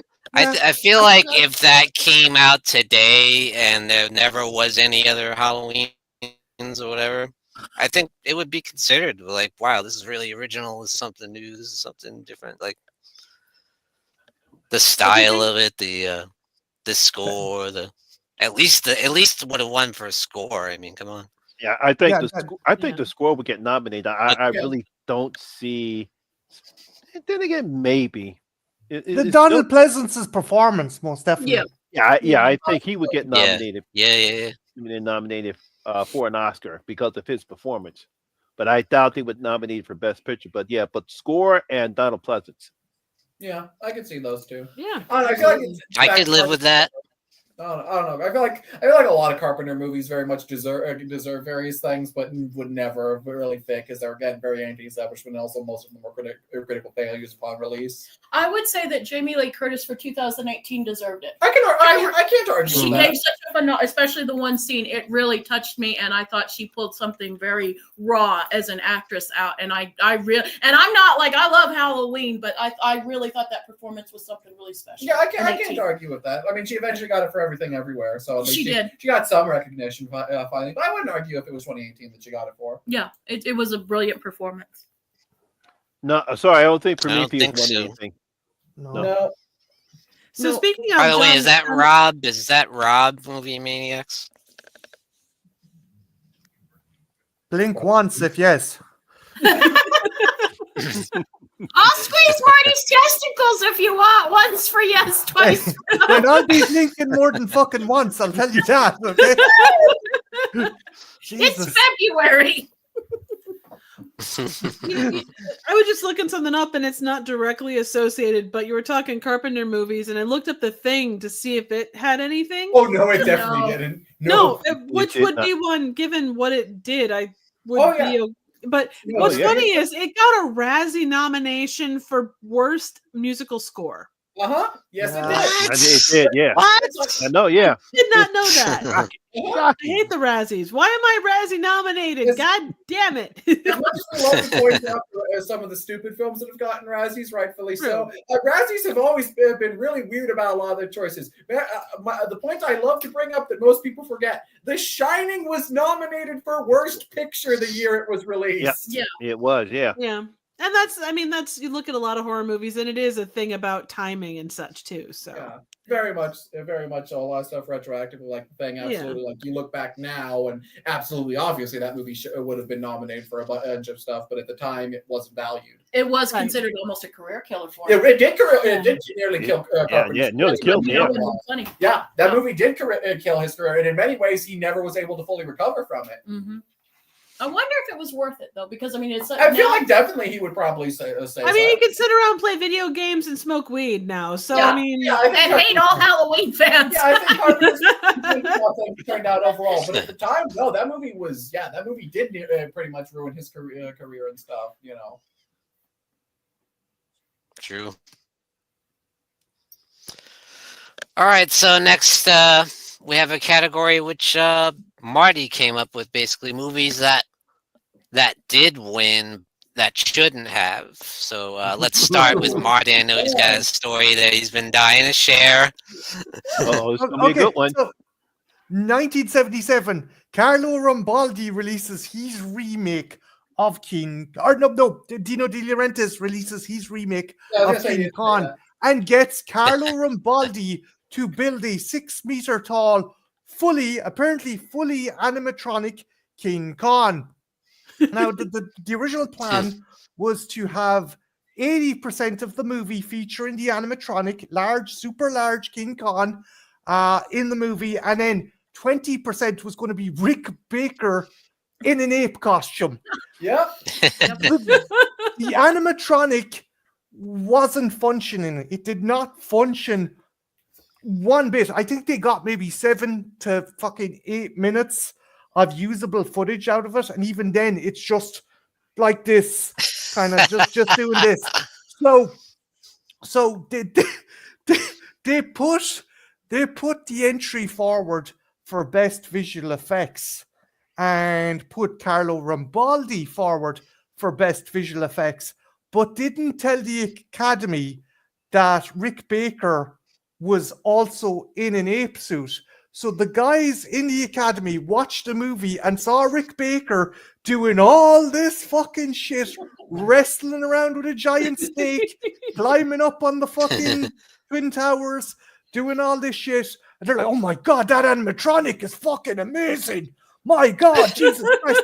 So the movie, it won the award for best visual effects for Carlo Rambaldi, based on the fact it was a fucking lie. That was Rick Baker in the fucking monkey suit. Apparently, one of the dudes in the Academy kind of panel ran his friend from the Department of Defense and said, we got to get this Rambaldi guy making us robots, because, fucking he'll hook the dummies with these fucking things. And people are like, what the fuck? How could they not realize that wasn't a dude in that was a dude in a fucking ape suit? How fucking dim were they to think, oh my God, this giant robot really works? It's like, are you off your fucking rocker? Even in 1977, you could tell that it was an ape suit, but no, these guys were like, that's a 6-foot tall animatronic, and it won the fucking award. Don't get me wrong, I love Carlo Rambaldi. He helped H.R. Geiger design the alien head. I think he worked on E.T. and a whole other host of things, but he did not deserve that Oscar. If anything, fucking Rick Baker sweating his ass off. Rick Baker was pretty good, though. Deserved the Oscar. But yeah, it's just fucking hilarious to think that these fucking idiots went in and goes, that's a robot. That's a giant robot monkey. I'm like, for fuck's sake, lads. So yeah, that should not have got an Oscar. As I said, love Carlo Rambaldi, but he did not deserve that fucking Oscar. You got that right. I don't know. How could he not tell them with a dude in an ape suit? Look at the age of some of the people that, like, especially then, look at the age of some of the people that were on, like, the Oscar, like, the voting public for that. Yeah, that was the 70s. So there were still people like from the golden age of Hollywood who were in their fucking late 80s at that point who were still like, yes, of course. Yeah. And look at if you want a comparison, look, and I know that AI is subjective as compared to how realistic it is, but there are some things that are so clearly AI, and they go over the heads of even people that should know better. Yeah. So I think if you have it in your head, oh, this movie is up for, best special effects because of an animatronic ape, regardless of what you're seeing, you're still interpreting it as now. In fairness, again, De Laurentiis forgot to mention about Rick Baker. Of course he did. Fuck you, sneaky From a certain point of view. That was a cute story, and I don't think a lot of people know about it. That's incredible. It's a good story. I like that. 70s Kong. Oh, 70s Kong. It's so freaking horny. It is Had Jessica Lange in there. Yeah, she was pretty. Yeah. No. Jen wants a big hairy monkey too. No. Marty Hyde. I couldn't even climb my fucking apartment, let alone the fucking Empire State, Jen. Okay, my back. Jesus. I could say something, but I won't. Go ahead. No. You're my kid. I mean, people. No, I'm not saying it. Fuck you. Just say it. Like Sam Houston. Again, I alluded to this earlier. Black Swan did not deserve it. Black Swan did not deserve what it deserved. Portman's performance was good, but like Black Swan did not deserve any awards, in my opinion. It just plagiarized Blue Valentine. I like Blue. it, but I can see I don't. But it's It's good. just It's just a straight plagiarism. No, I can't get behind it. But for a plagiarism, it's a really good No, plagiarism. fuck you, Darren Aronofsky. But for plagiarism, it's good. Plagiarism, it's great. Yeah. That's kind You of gotta just put your point for your back. You gotta just put it. You're welcome. Yeah, you gotta just emblematize the whole point. I traced the Mona Lisa. What do you think? It's fucking fantastic. Well, considering my drawing skills, that would be still a pretty good for me. You'd still give me a gold star. Hey, look, Marty. The only movie that I can think of, but I don't know if I thought it got some Oscar. Did Mother get any Oscar? No. I thought it did. No, it didn't. No. Ed Harris was, but no, I can't think. Is there any movies that I'm like missing? Because No, I can't I think couldn't of really one. think of any either for this besides Black Swan. I can't think of any movies that got it, but and I'm for The Departed. I'm in the Departed camp, so like I'm glad it won. Fuck you all. Like that one was a hot. I'll just go on my marker since I don't have one. I'm gonna. We just did this. Departed is a good movie, people, and It is. It's fantastic. Yeah, thank you. Fine, it's I love it. Thank I you. liked it. better. I think it's Scorsese. It's in his top. It's one of my top 3 Scorseses. And Yeah, it we would be great if it was his fucking story and his fucking I know, life. right? They're Yeah, Oh, that's true. It was pretty good. I enjoyed Technically it. speaking, it's his name on the thing, though. So that's when you're talking Oscars. That's kind of where it starts and stops. Yeah, Mhm. it does. But I think I also think if we're on Scorsese's again, this one I don't know The if it, Aviator. no, I was gonna say this is one that I think should have won because I love Casino as much as Goodfellas. Different, and I think they're different movies. I know some people say they're basically the same. I like Casino too. It's a good movie. Yeah, Well, it's Sharon good. Stone won. She did win for that. But like the movie itself, like for Best Best Picture, Picture? yeah, that Fair would be one that I love it as much as Goodfellas, and I think they're very different movies. They are. Yeah, They're they very are. sim- They're, Yeah. They're different takes on a very similar subject. Yeah. yeah, I agree. Yeah. I feel like Casino would have been more like positively received if it had been a few movies later down and not directly Yeah. following After. Goodfellas, because then there's Yeah, that's true. parallels. True, If it came out like a couple movies later down in Scorsese's career, I could see a lot of people really liking and reminiscing fondly on Casino more so. I think it's a darker film than Yeah, Goodfellas. yeah, it definitely is probably a darker film. What's you know. that? Joe But the Bob fact Briggs he- in it. Yes, But the fact Joe you Bob. had De Niro and Joe Pesci together, Yeah. as gangsters again. Mm-hmm. Yeah, it's like Grumpy Old Men Part 7. Yeah. I don't mind those films. No, they're fun. They touch my Midwest heart. And I have tried to leave a fish in the back of somebody's vehicle and it hasn't worked. Marty, I have a Midwest part. You want to touch my Midwest? Marty, I Oh, did you're not back to set road that map. up. I did not set it up. I just want to make it clear that that's nothing to do with me. Yeah. If you touch my Midwest, right, it'll run clear.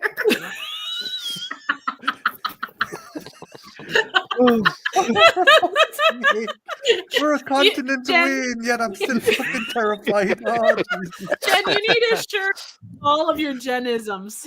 I that'd be cool. Yeah. Joe Bob cameo, yeah. Yeah, I love the Joe Bob cameo. That was so. Yeah, no, yeah. Yeah, I think it's one of his highlights of his life. He said in interviews that was one of his You know favorite who- things. You know who else had a cameo in it? Dick Warlock. Yeah, he did. Yeah, he's in it too. Yeah. A lot of people in that. Yeah.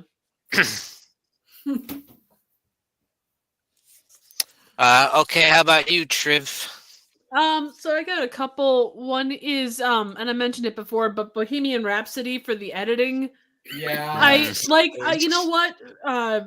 Rami Malek was incredible. He did a great job with Freddie Mercury, but the editing, oh my god. Yeah, that editing was like someone duct taped a camera to an epileptic's fucking head. It was Jesus Christ.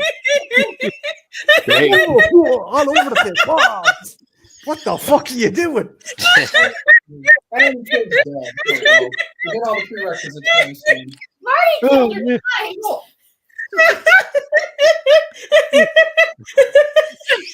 killed your yeah. wife. We got it going. Oh yeah. That's the best laugh. Trivet, the best laugh. I don't think No, I'm sorry. I don't think Triv Boy. laughed this hard with back to the deadly venoms. Oh God. Okay, I think I'm back. Also just Ah, like the okay. first one. Somehow made you less Oh, horny, yet you did You nothing. alright? You're right. I'm sorry, Trev. I didn't mean nearly kill No, you. that's okay. I almost thought you did. I almost thought you were doing the Hellraiser thing again. My arm in this program, my yeah, that's right, John. There's a joke amongst the people that come to my Riftrex games that I could crack ceilings two states away. So with my laugh, so You have the best laugh. You do. You Oh. have the best laugh.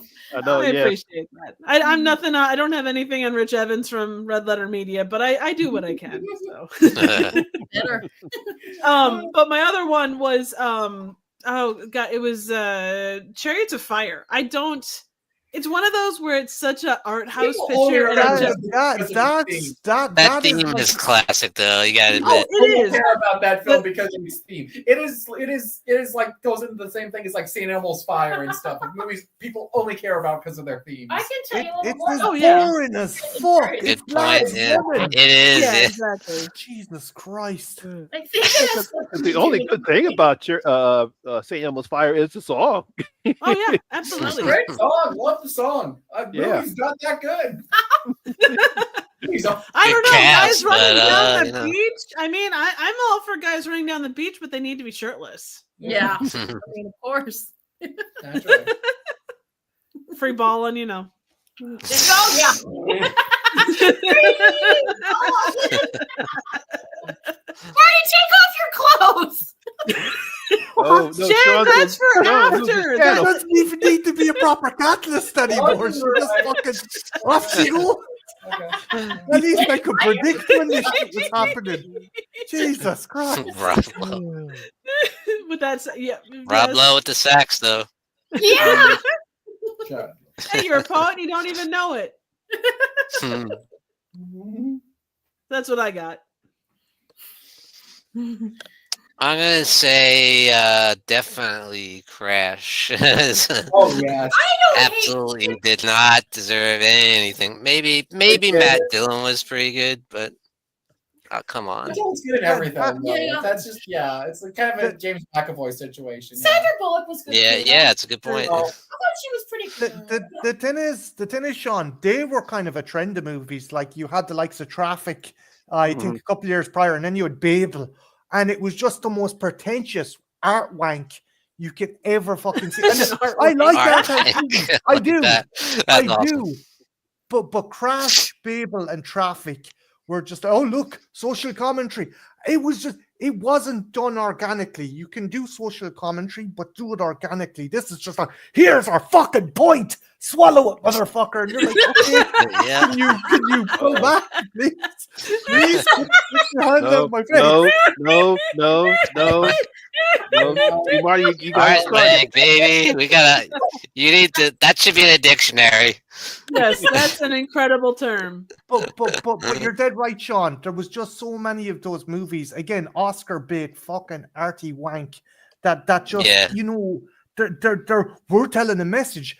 You might try telling a fucking story while you're at it, you motherfucker. know. It's Well, just- it's like anything, the story has to preclude whatever messages Yeah, you want to put in. And exactly. You slot it Black- in. Well, yeah. Anyway. Black Christmas 2019. I Oh. don't think I've seen Black Christmas 2019. Oh, Black Christmas 2019. Oh, this is. That one wasn't art wank. That was just wank. Just plain wank. The director, I hated that movie too. I had a lot of problems with it, but then I found out that the director, she was using that to work out some shit. And if it Okay. helped anybody, God bless them. Yeah, but but both of them were working through a lot of shit with Yeah. that one. So It's like this. hindsight- Do you think trust Dick me, Clark was working through a bunch of stuff back in the day? yeah. yeah. Oh, but even looking at all that, I still will always love / never not make fun of the line. We're not evil. We're just men. Which, you know what? It has become more relevant as time's gone on. Maybe that movie's gonna age really well. But the way it was delivered. Oh no, I love how little fucks he gives in that movie. I love Carrie Elwes, I guys. love how little fucks Carrie always gives about that movie. Mhm. But we have the other good Black Christmas remake. 1979. Hey, you and your flesh cookies. It's a No. flesh cookie. I love that. Marty's heard it at nauseum. No, it's a fun movie. Definitely won't be winning a fucking Oscar anyway. Fucking It should have. Just for flesh cookies alone. Piping hot out of the oven with milk. Okay. It's so whimsical. I just preferred. It is fun. I'll admit it's entertaining, but I preferred like the Billy character being more mysterious instead of being fully fleshed out. Like, Amen to that. but Yeah. but if you want to see that, watch the 2006 movie. So Mhm. Happy birthday. Merry Christmas. Merry Christmas. Happy birthday. The Kingdom of God. Yes. Happy birthday. The one good joke that movie has. Oh. it'll see ya. Absolutely. How about you, Jen and Velvets? Yeah, are there any other, like, I guess since we're widening out to just other things besides just horror, any other films from the Oscars that just kind of That I'm. didn't deserve them? Yeah, but everybody's gonna hate me. Say it. Say it anyway. I'm not the biggest fan of Gladiator, especially when another movie, like there was another What? movie. I'm sorry. All right, get off the stream right now. Jen, I am with you. I'm with you when it comes to Gladiator. I am with you when it This comes is to a Gladiator. blasphemy.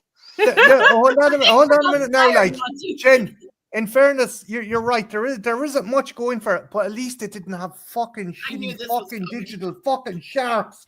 Or fucking sharks in that fucking movie. Freaking sharks and bastard freaking laser beams attached to their heads. Them- Well, that would Oh, have they made may as it well better, I They think. look like Sean. something out of the fucking Resident Evil Oh man. PS1 era. Oh, Jesus Christ, that movie. Marty, yeah. tell us how you really feel. Gladiator 3 Electric Boogaloo. Fucking hell. Gladiator. It's like this. That's I understand why people love Gladiator, and I think Russell Crowe was great, but I really don't get why there's so much Yeah. hype that film got. I think because people, it's a problem I have with Ghosts, because Ghosts, everyone talked about how great that movie was, and unfortunately, someone ruined the twist for me. But I never saw it. When I finally saw it, I said, "Okay, that's good," but it's like I couldn't enjoy it. It's the same thing with Gladiator. Good movie. Yeah. I just can't understand why people love that film. I mean, I understand a why lot of. I understand why people do not like Gladiator too, though. Yeah. Yeah. I think that's a lot of like the big Oscar winners, though. Like you'll always hear people like one of the movies you'll hear about in film school is Citizen Kane. It's a movie you have to watch because Rose, production this and all that other stuff. I will agree with that. Yeah, but it's one of those things where the movie itself has so much hype behind it that there's no way it's ever going to live up to those expectations, despite all the production stuff it did. I watched it with my cousin, and the best reaction of "It's a fucking sleigh," and I'm like, Do you know the story behind it? It's a fucking sleigh. That was bollocks, man. The story behind it is much better. Apparently, it was what William Randolph Hearst called his girlfriend's or mistress's vagina. That's right. That would have been that. Yeah, I've heard that before, actually. Yeah. That's awesome. Marty, why don't you call my vagina that? I could do the reverse. I could call it the sleigh ride. The slip and slide. Yay. Oh, fuck. Oh man. But I think those high end, like the really artsy ones, 2001, Citizen Kane, even Casablanca, you get a lot of those movies that have such hype that yeah. Yeah, absolutely. I was gonna say that I only believe it or not, I only just watched 2001, Really? like last year, like for the first time. And yeah, I get that. It's just it's kind of pretentious a little bit. Going back to Gladiator and stuff, and the point you're making, Sean, visually, I think some people always kind of think, okay, the visuals, if the visuals are outstanding enough, it does trump the storyline, and like, you know, you do that's why a lot of movies get kind of the Oscar nod as well. Like, you know, you got stuff like Lawrence of Arabia, which is a fantastic movie, but I think there was a point where it's like the visuals is what really fucking donates the Oscar category. Yeah. And Gladiator was one of that. Again, Ridley Scott, even his shittiest movie, he has never made an ugly looking movie. And No, hell no. I think that's why Gladiator gets a pass. And I think that's I'm an Arthur C. Clarke fan, Sean, and the movie. The movie is visually splendid, but it picked the wrong source for a science fiction movie. Arthur C. Clarke, it's a very cerebral he's a cerebral author, and it's kind of hard to put his stuff onto the screen. So I don't know if it was the best movie to translate into a movie or the best story to translate into a movie. 2001? Yeah.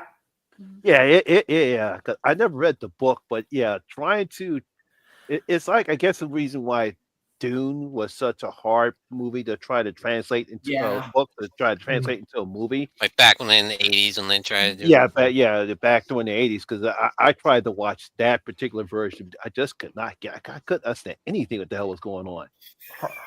Herbert, June. have you read? I love it. Velvet, have you read all the books?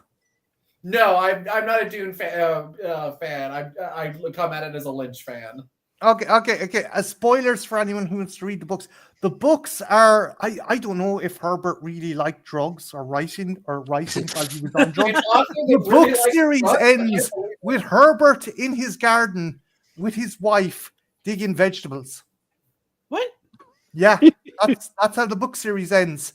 And you can look this up if you don't believe me. He ends Holy shit. The main character goes to sleep and wakes up and he's in the consciousness. Maybe Herbert was just trying to be, you fucking read all my books, fuck you. Kind of thing. But essentially, Herbert has him and his wife tending their garden at the end of the last Dune novel. It's bizarre. Okay. I want the current Dune films to end with Denis Villeneuve to go and sleep be an omelet or something.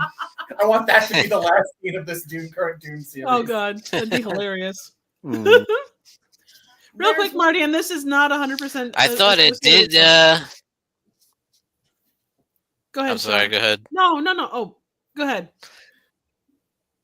I was gonna say I thought the new version did end quite suddenly.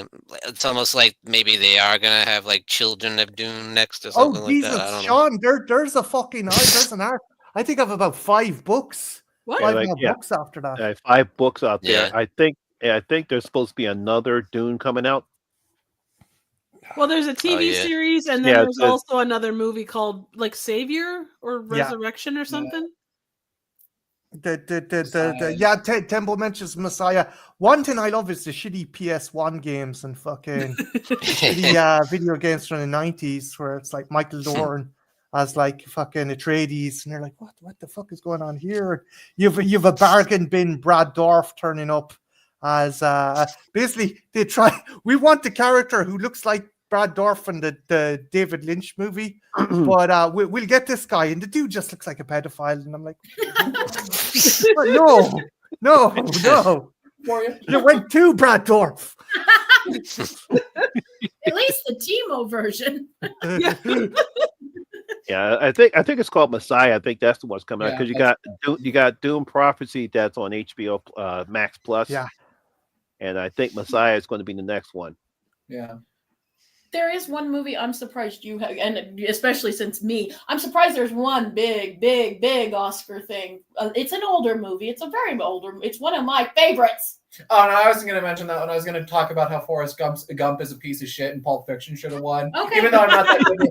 Even though Pulp Fiction's at the lower end of Tarantino's films for me, Forrest Gump should absolutely have never fucking deserved it. Like, yeah, sure, the visual effects and stuff were pretty revolutionary and neat, but like, fuck Forrest Gump. That movie sucks. Jenny is one of the most diabolical people. Oh, She is. She's been voted I know, the right? worst villain of all time, the most evil. Oh my villain of God, all that's time, awesome. Jenny from fucking- You know, I when I watch Forrest Gump, I'm looking at this film. I'm like, why did this film win an Oscar? Thank you.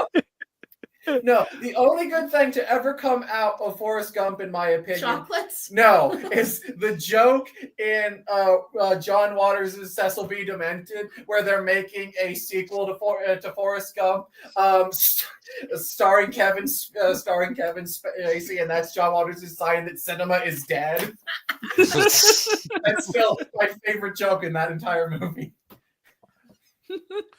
It's like, Didn't and it's nothing against Tom Hanks and his performance in the film, but it's like, I don't get it. You should have got it for him in that volleyball. I think it's funny. Like It's a better film than It's maybe funny, when but it's not funny. always supposed to be funny.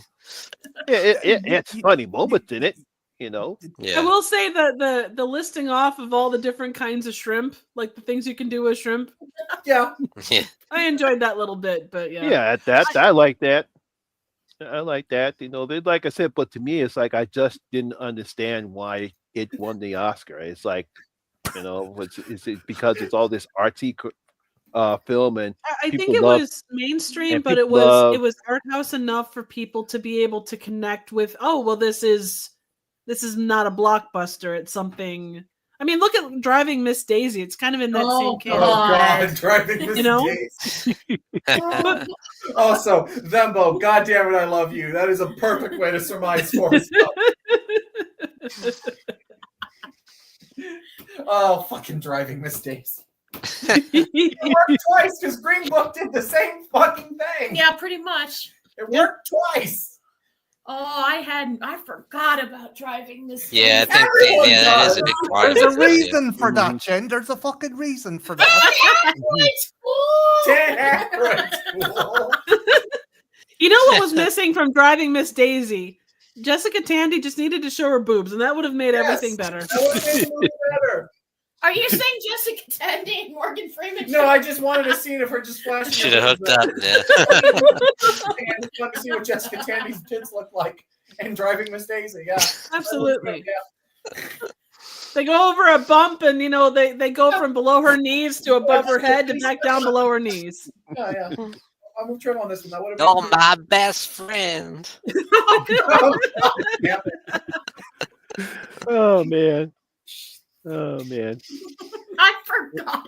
Everyone forgets about Driving Miss Daisy. How could you not forget about it? Yeah, I was about to say I could not forget about that film. I just did. I've seen it multiple times. Dan Aykroyd is cool. That's the only thing you can say about is Dan Aykroyd. Dan Aykroyd's Hey, great. positives. It's important to look for positives. Mhm. That's what I keep telling Marty. I think Pulp Fiction did win Best Original Screenplay, right?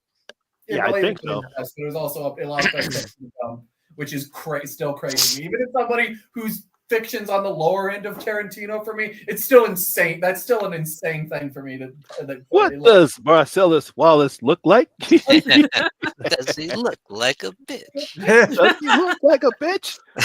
Well, that's why Gladiator bothers me so much, because the same year In the Bedroom came out. Nobody remembers that one. But it's such Good a, movie, man. I like that. it's a great movie, and also visuals. Like, there's a scene where somebody gets murdered, and they give a close, and it's not like exploitative, but it's like probably the most realistic I've ever Yeah, seen something the shot in the gunshot face. to the eye. It's a shot. pretty Yeah. nasty. Yeah. Yeah. Yeah. Nasty. but it wasn't gratuitous. It was actually my mom's, and she's like, "Yeah, that's pretty accurate, Jen, of how it would actually look and stuff." And I don't know, that just is, that's always stuck because I love that movie, and that's always, I'm like, Gladiator won when this movie, and the movie, it was nominated, but Gladiator beat it. And I was like, bullshit, man.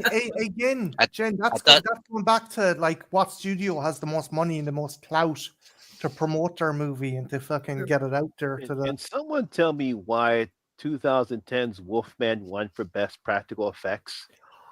Because anal. Do you know what? I'm actually going to throw out a theory here and think it is the reverse of the King Kong situation, because I reckon that the Academy panel was showing a cut of the movie that had more of Rick Baker's practical effects than the CG. I fucking guarantee you that. I reckon it was a reverse. It was like, of wait a that minute, King Kong bullshit. I'm like, wait a minute, that wasn't practical effects, it was bullshit CGI. No, Again, Monty, I guarantee you they were showing a cut that had more CG than actual makeup or kind of prosthetic effects. That does actually raise an interesting question, especially with the Whale winning, was it last year for best makeup? Being that a good, like, not to say that some of it wasn't actual makeup, but there was so much CGI that went into that look. Mm-hmm. Yeah. Like the balance. Really, I couldn't tell. Yeah, you did, but it's still like, and I've seen like the clip towards the end of the movie, and there's some obvious CG in there, like, and it's not the best CG either. Like, sitting there watching that scene, like, this one. You watched it without me? No, but I saw that scene and I was sitting there like, this got best because visual it's effects. No, I think it was makeup. I don't think the reason I say it is because I think it was makeup, not visual effects. Hang on, let me look quick. Yeah. It is a beautiful movie. That movie made me bawl. Effects have nothing to do with that, though. Like, so I don't know. I think that was practical effects because he was in a fat suit. Yeah, but he did put on some weight. He put some weight on. He put some weight on, but the rest, but most of that was fat suit. Fat suit, as well as some CGI enhancements here or there towards the end of the movie. Despite my rants about like Romulus and stuff, I'm not totally against using CG to touch up existing effects, but when they start laddering it on because they don't have faith in the set effects, like with 2011's The Thing, exactly, prequel. Mm-hmm. Yeah. No, I 100% get it, Eric. It's something. It's one of those conversations that they're going to have at some point. What constitutes makeup versus what constitutes AI? Not AI, CG. Because The Whale is a sad story. It's a beautiful story. It's a sad story, and I understand what Eric said, but like I said, it was like he did gain some weight, and he also did have a fat suit, but you can also tell some of it was also CGI. Yeah. I mean, you could say. Didn't care. The story was just so. Talking about it from a nomination and award-winning side of things, you have to remove that element and just look at that subjective section of the movie. And go, okay. You could say the same thing about AI right this year with Amelia Perez and was it The Brutalist? Yes, had AI stuff. Like those things too. Even regardless of where you sit on the subject, it is something that is going to have to be discussed. The Brutalist one is such a weird one, weird one too, because that one, like it was background touch-ups as well as they affected his voice to make him have a perfect Hungarian accent. Yeah, which at that point I'm just like, just get a person who can actually do a perfect Hungarian accent. Then I know, right? But whatever. Okay. Are you still gonna see it? Probably at some point, but it did taint my interest in the movie a little bit. But no, like with the whale thing, like you look at it and you can go, okay, you have to subjectively look at the practical sides of it and compare it with everything else that came out. Did it really deserve in comparison to like some of the gorgeous and beautiful practical effects that went to like Everything Everywhere All at Once the same year? I don't know, because when we first see him, I mean, you and I'm not a person. I try to be very sensitive with people, but if this was in real life, you couldn't help but like. I thought it did such a good job. You would. I get you. You know what I mean? I get you. And it's also just a subjective thing of like, well, which is better, like a bunch of really cool, neat practicals, or like a really realistic, like practical like that. It's different styles of effects and it just comes down to a preference thing. I guess you. I'm more interested. Just the acting was just so good in that. I love it. Definitely. Oh, yeah. But it comes down to the awards that they're raised for. So yeah, I get what you guys. Regardless of what you're saying, I mean, regardless of the rest of it, like those specific pieces. So yeah, I guess. But there's a point to be made. But it's just I think if the movie's good enough where you're so caught up you don't even notice. I was like Eric, I didn't even notice because you're so caught up by that point. I don't know. I mean, exactly. I don't know. It depends. I usually like, even if I'm really invested in a movie, I usually like if it's a weird effect, it usually sticks out to me and stuff a lot of the time. I think that's just the moviegoers. I think there are some people that sticks out more to some people than others. Yeah, true. Better eyes. Yeah. It was like those horrible dwarfs in the upcoming Snow White film. think that'll ever see the light of day? Will that ever truly be released, or will it end up on Disney Plus? It's garnered so much fucking hate, and there hasn't even been one fucking. I think there's been a trailer, all right, but it's been a trailer that got hacked. That got criticized to death. And what's sad, and I have nothing against Rachel Zegler, but Gal Gadot looks way better than she does. Monty, have you seen the recurring joke? Someone put up a meme. Christian Stewart and fucking Charlize Theron and Zegler and Gal Gadot, and then they put Littlefinger from Game of Thrones going, "I'm very confused." I'm so confused. It is bizarre. You're like, wait, why would these women wanted? Yes, these are good-looking girls, but these are smashing-looking women. What's going on here? I was like, what is? It's like because the first problem is it's like they have her hair just like Snow White in the original animated film, but her hair looks like whatchamacallit from Shrek. Farquaad. Farquaad. It looks like Farquaad from Shrek. And it's so distracting. He looks bad. Farquaad white. The hair is so distracting. And I have nothing against Rachel Zegler. I mean, she's a good singer, but our acting is so. I mean, I never saw West Side Story, the one that she was in. I never saw that. Great in it. She was okay in Shazam, Fury of the Gods. I never saw that the Hunger Games Snakes. I never saw in that, so I really don't have anything against her. But to me, it's just like that hairstyle. It's just so distracting. It's almost like that hairstyle works great in animation, but in real life looks fucking stupid. You should I'm with Eric. Eric put up a point there as her personality's killing Snow White.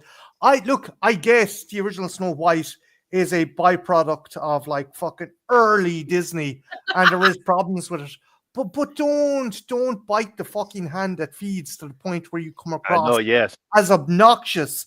It can be done. Disney have made some shanky fucking live action adaptations, but I think one that actually hit the nail on the head is Maleficent with Angelina Jolie. I think they've done a fantastic job. That's pretty good. And Jolie didn't come out, or Eli Fanning didn't come out and say, "Oh, this movie's fucking backwards. This movie is shit." They acknowledged the good points and then worked from there. You don't need to shit on the source material either. Like, I don't know. I just think it's a bad choice to kind of be kind of shitting on what inspired what you're working on. I don't know. You know? I remember Cinderella got put through the ringer, like not by anybody particular, but just the way the story was when it went live action. That got put through the ringer too. I forgot there was a live action Cinderella. Yeah, it kind of fades. Thank God it sort of fades from memory. Tom Hanks was in Pinocchio. Yes, he was. And look how Yeah, Pinocchio Oh stood my in a God, pile that of was bad. horse shit for a Oh solid boy, 10 how minutes. bad! How bad was that one? It's Oh, like, come on, God. again, the Disney machine. Got Okay, it. there is a low budget one that I think it was a Russian made kind of CGI thing, but it was Yes. voiced by Pauly Shore. Yes, That- yes. that I whole was movie Father. is Yeah. better than the live action Pinocchio in my book. Yeah, a lot of people. Probably. Yeah, no, it's I've seen that. I've seen the weird like Pinocchio, the Untold Story, straight to video thing. There's Yeah, that it's weird cool. one with Guillermo del Toro did, right? Yeah, the Del Toro's No, Pinocchio different is one. That's a phenomenal different one. Yeah, film. and then I thought he did Dumbo. Yeah. No, yeah. Tim Burton. No, did that was Tim Dumbo. Burton. Yeah. That was Tim Burton. Oh, okay, yeah. Yeah. So I knew somebody did try to do a live action Dumbo. That turned out to be terrible. Yeah. That was No, that was Sean, very- the Pinocchio you're thinking of was stop motion. It was beautiful, and I think it won the Oscar for best animation a It couple did of win years Best ago. Animated Feature of the Year. Yeah. Okay, yeah, Yeah. that's the one. Yeah, he did that one. That was decent. Yeah. Yeah, was fantastic. this Pauly Shore one was from like I don't know, late '90s, early 2000s. I don't know that one. No, that one was like from like A few years it was ago. like 2018, 19. Was it? No. Come on. There's another There version as well, Triv, that has your man from Life is Beautiful. You know the Oh. dude who went climbing the Oh, fucking seats when he Roberto won his Benigni. Oscar. Yeah. Yeah. There's a lot of weird Pinocchios out there. It's just Yeah. gonna say there's Yeah. a Christmas one too. I think it wasn't done by Disney. It was done by somebody. Anyway, yeah. So There's a lot of porn. Mhm. A lot of porn. there's Oh, actually nice. ET porn too. Just for note, there's ET porn. Yep. Yep. Yeah, There's there like is. 3 of them. I've seen it. Several pieces of YouTube. I've seen Marty, it. we still gotta do the one. Oh, for fuck! I thought you forgot Sorry. about it. Oh shit, Eric! Really? 2000 or 2021? Holy Yeah. hell! Damn. I did not realize it was Yeah, that neither did I. I thought it was older. Holy crap! That movie came out back in the last. Still better than Disney's live action. Yeah, it is. Well, that's right. I almost got Marty. Did you see the trailer for the live action version of How to Train I Your remember Dragon? the Pinocchio slasher. I like it. I'm a big fan of the books, and I like the animated movies, and I like the fact they're carrying over the creature designs and some of the actors into. I know Hiccup isn't the same guy, but they've brought Jared Butler back, Yeah, but Jared Butler, yeah. as his dad. So I'm excited for that. I'm cautious. Yeah, same. I'm cautious. I hold those movies very. I near feel and like dear the to my one. heart. I feel like the one that would go over the best is Frozen.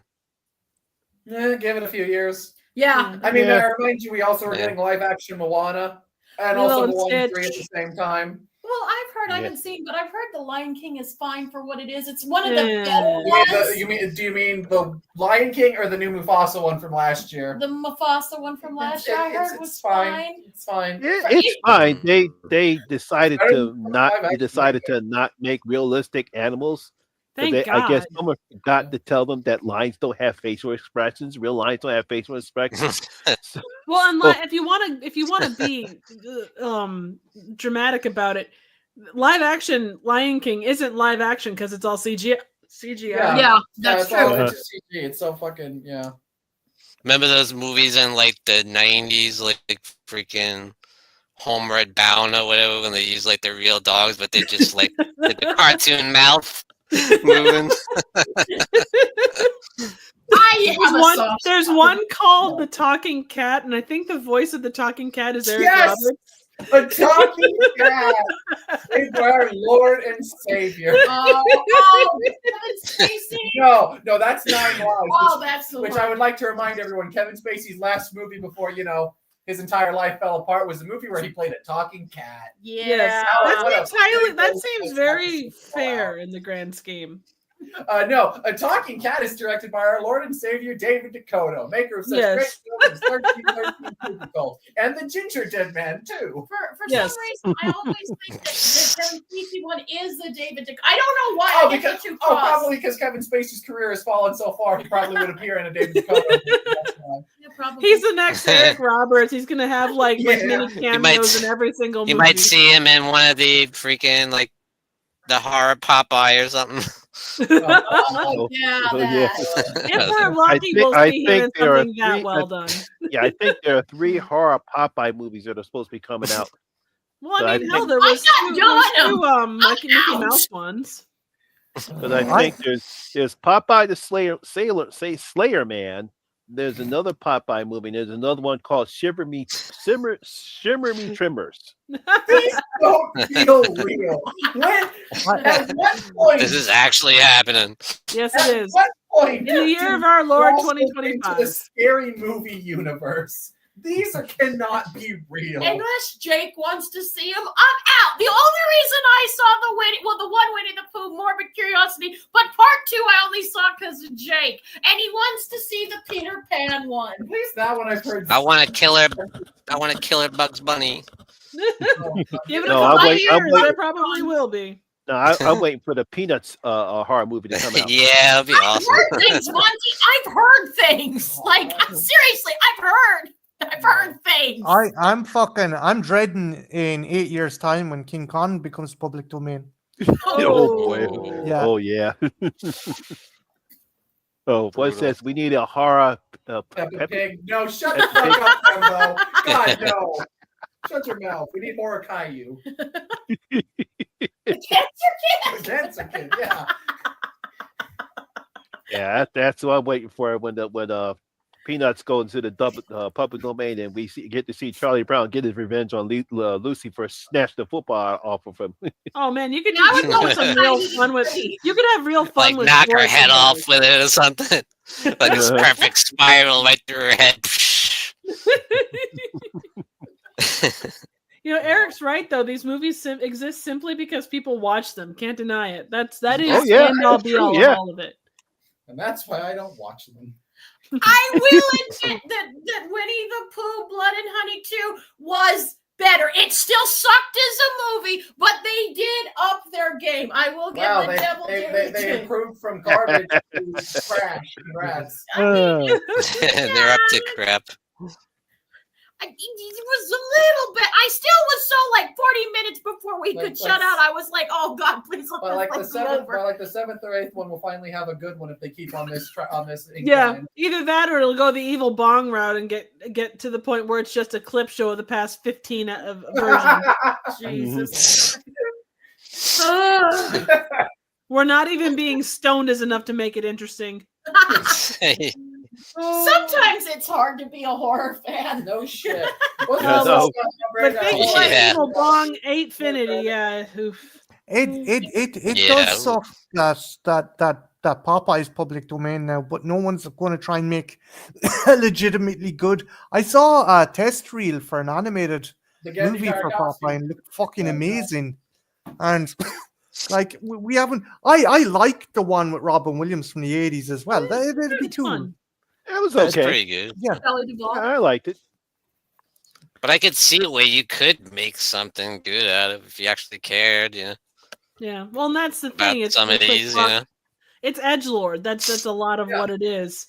Also, John makes a good point. Full Moon Entertainment is a shadow of its former self, just like Troma. Yeah, it is. It is. really is. In most cases, not Yeah, all good point. cases, but most cases. I've seen a few okay things from modern Full Moon, but Some of the puppet ones. no, the Puppet Master movies still have been pretty decent. That's Yeah. that's like the one thing that's been pretty consistent. But yeah, for the most part, Moon has mostly been complete miss and like the very rare hit for the last like 10 years, pretty much. Yeah.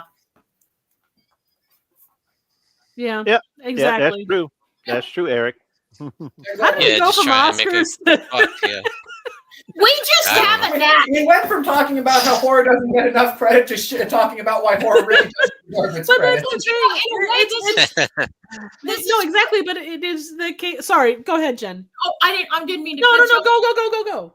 I just meant to say, in a way, though, I'm kind of glad because none of us are haters. We're all pretty, but like I think I always am a little leery of some fans that only want to do the positivity. I'm all for positivity too, but I think it can be toxic. And I think to yeah. really love a genre, you got to acknowledge the bad too, Yeah, in a right. non-dickish You can way. love something while still That's acknowledging, right, yeah. acknowledging its flaws. That's just common sense. Right. Yeah.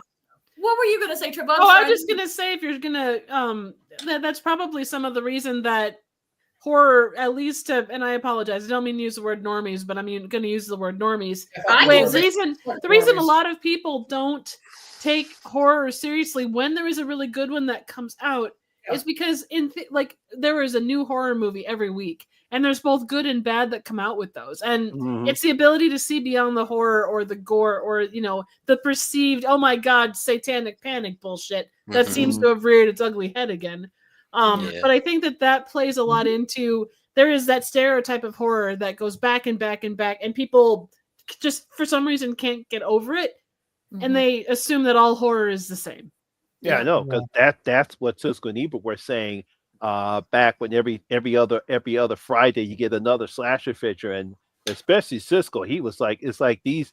He would criticize the movie studios and the directors and everyone. It's like all they want to do is pump out these films just to make a quick buck. Yeah, absolutely. Yeah. Yeah. They were saying that they were misogynistic towards women too, like the slashers. Yeah.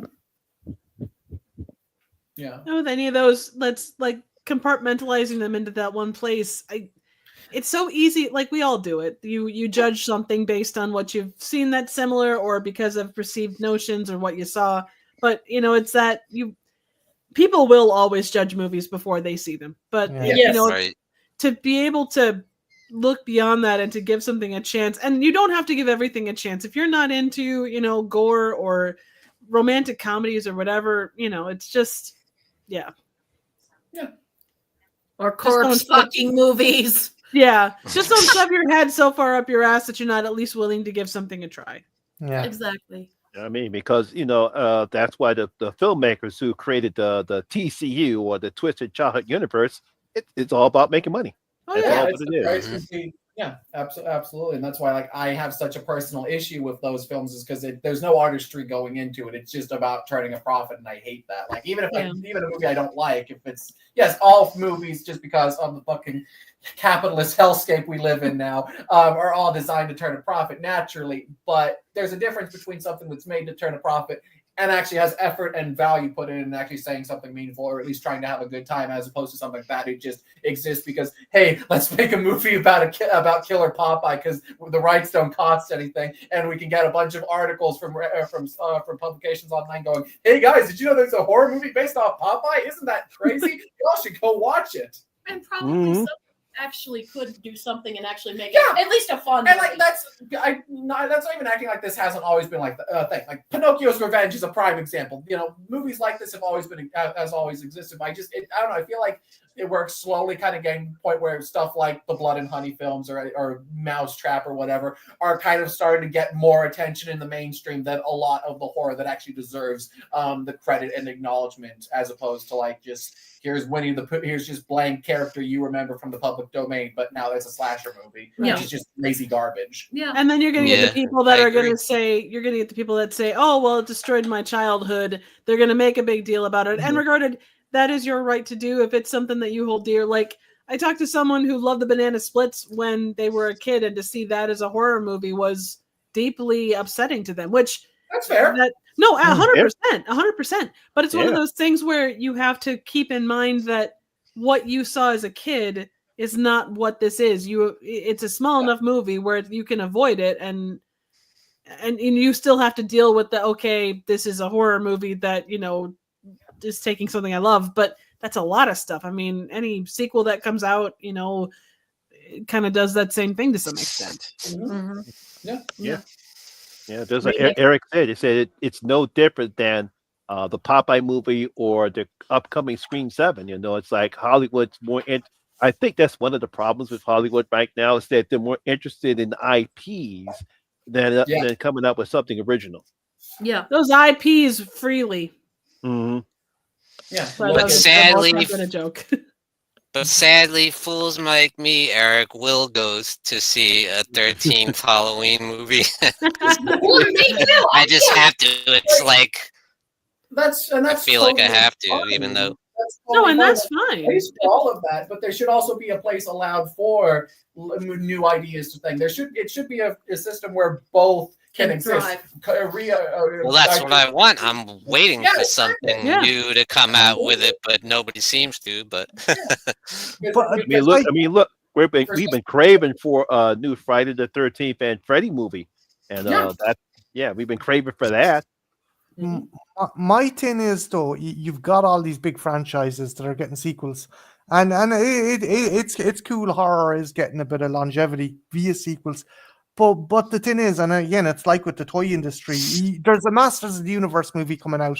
Oh yeah, But no one's talking about like making a Mask movie or making Dino Riders, the Centurions, like, and that goes on to the cinema kind of aspect as well. We're Scream 7, but we don't have a Night of the Creeps 2 or a Monster Squad 2. I just like, why can't we get them? Why can't we see those movies? It's like, yeah, Yeah, that's a good point. Don't have the name right. And they won't bring them to light until something actually, like if it's an anniversary or like, God forbid, one of the stars pass and they're like, oh, Renaissance for whatever movie, you know? But the thing is, Triv, there is a fan base there because how many fucking steel books of like the Night of the Creeps or Monster Squad have been released for like those 60 aren't the bucks people and sold gangbusters. It's like, But come those on. are the people that aren't at the studios. They don't see these things for what they are. They don't see the fandoms. All they can see is, well, you know, back in the day, you know, your big four when it comes to, you know, slasher movies or,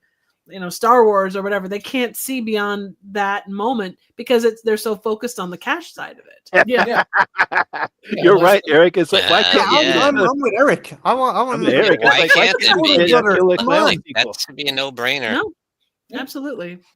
Yeah. The other thing is too, to some extent, you do get some fan bases, and with good reason. Like there's a notion of something that's coming to light that you know that might reignite the fan base, but then people get up in arms about it because it won't be what they knew, or they fear it coming. That's scary. And that's a very vocal minority right there. Yeah, that's like look at something like what happened with Evil Dead Rise. Yes. The fantastic film, but both when it was coming out and after it came out, a lot of criticism was thrown at it because it wasn't blank. It wasn't a sequel to 2014. It didn't feature ass. Why are these characters in it? Why blah blah blah all this stuff? And it was still a massive risk. Yeah. You know, you have to deal with. So it's regardless. Can't please everybody, right? Yeah, you're lucky if you can please anybody. I heard to be it's not gory enough or whatever. Come on. They used a cheese grater on somebody's thigh. How is that not gory? There was a fucking there was a fucking wood chipper. They put like 4 or 5 people in the wood chipper. It had blood everywhere. Which how's that not gory enough? That is an underused horror appliance in my book. Absolutely. I love wood chipper kills. As a matter of fact, that's the first time I've seen a wood chipper used since I think Tucker and Dale and the Stepfather 3. Yeah. Well, Fargo had it, and then this had it. There's also a super low budget movie called The Wood Chipper Massacre, but it only features like 2 wood chipper deaths. It's like why call it the Wood Chipper Massacre? There's like that's not a massacre. But it draws people in. It draws people in. Oh, I know, I'm being stupid. I want kill count with my wood chipper, damn it. Oh, is Deadpool 2 there was wood chipper. Yeah, Bill Skarsgård. Bill Skarsgård. Brilliant scene. Bill Skarsgård getting put into a wood chipper. Thank you. Not the abs, Marty, not the abs. Fuck the abs and fucking you deserve a wood chipper. Oh boy. Even is Nosferatu. That is a beautiful man. You just like vampire dong. I do. I do. Sorry, Chief. He's got to get rid of that mustache though. Yeah, that was like the mustache, and it probably It felt like a medieval soccer dad. No. That mustache. The first thing when I saw the mustache, I'm thinking about Mario. He goes, it's a me, a Mario. Yeah. I'm going to bite you on the neck. He doesn't drink blood. Guys, has everyone seen the new Nosferatu? Oh yeah. I haven't. Oh, Okay. Sean has. Okay. Just I'm not going to get it, but I was laughing my whole off at the end because there's a scene, and I told Jen about it, and it's just like Jesus, he bust his nut into her. He's like completely devoid of all juice. It's a very horny film. I like the Oh yeah, I know what you're talking about. Oh, I get what you're saying, Eric. It's like I would have been like, honestly, I would have been fine if there never was any more Halloween movies, but just because I'm a fan, I feel like I'm obligated to see it. I don't think there needs to be a Friday 13th movie either, but Womp whatever. doesn't really I'll go see it because I like Friday 13th. That's kind of Mhm. that one Sure. prime example for me. Is It's like I'm a sucker, you know. With some of like older properties and stuff that like might not be turning a profit in box office anymore.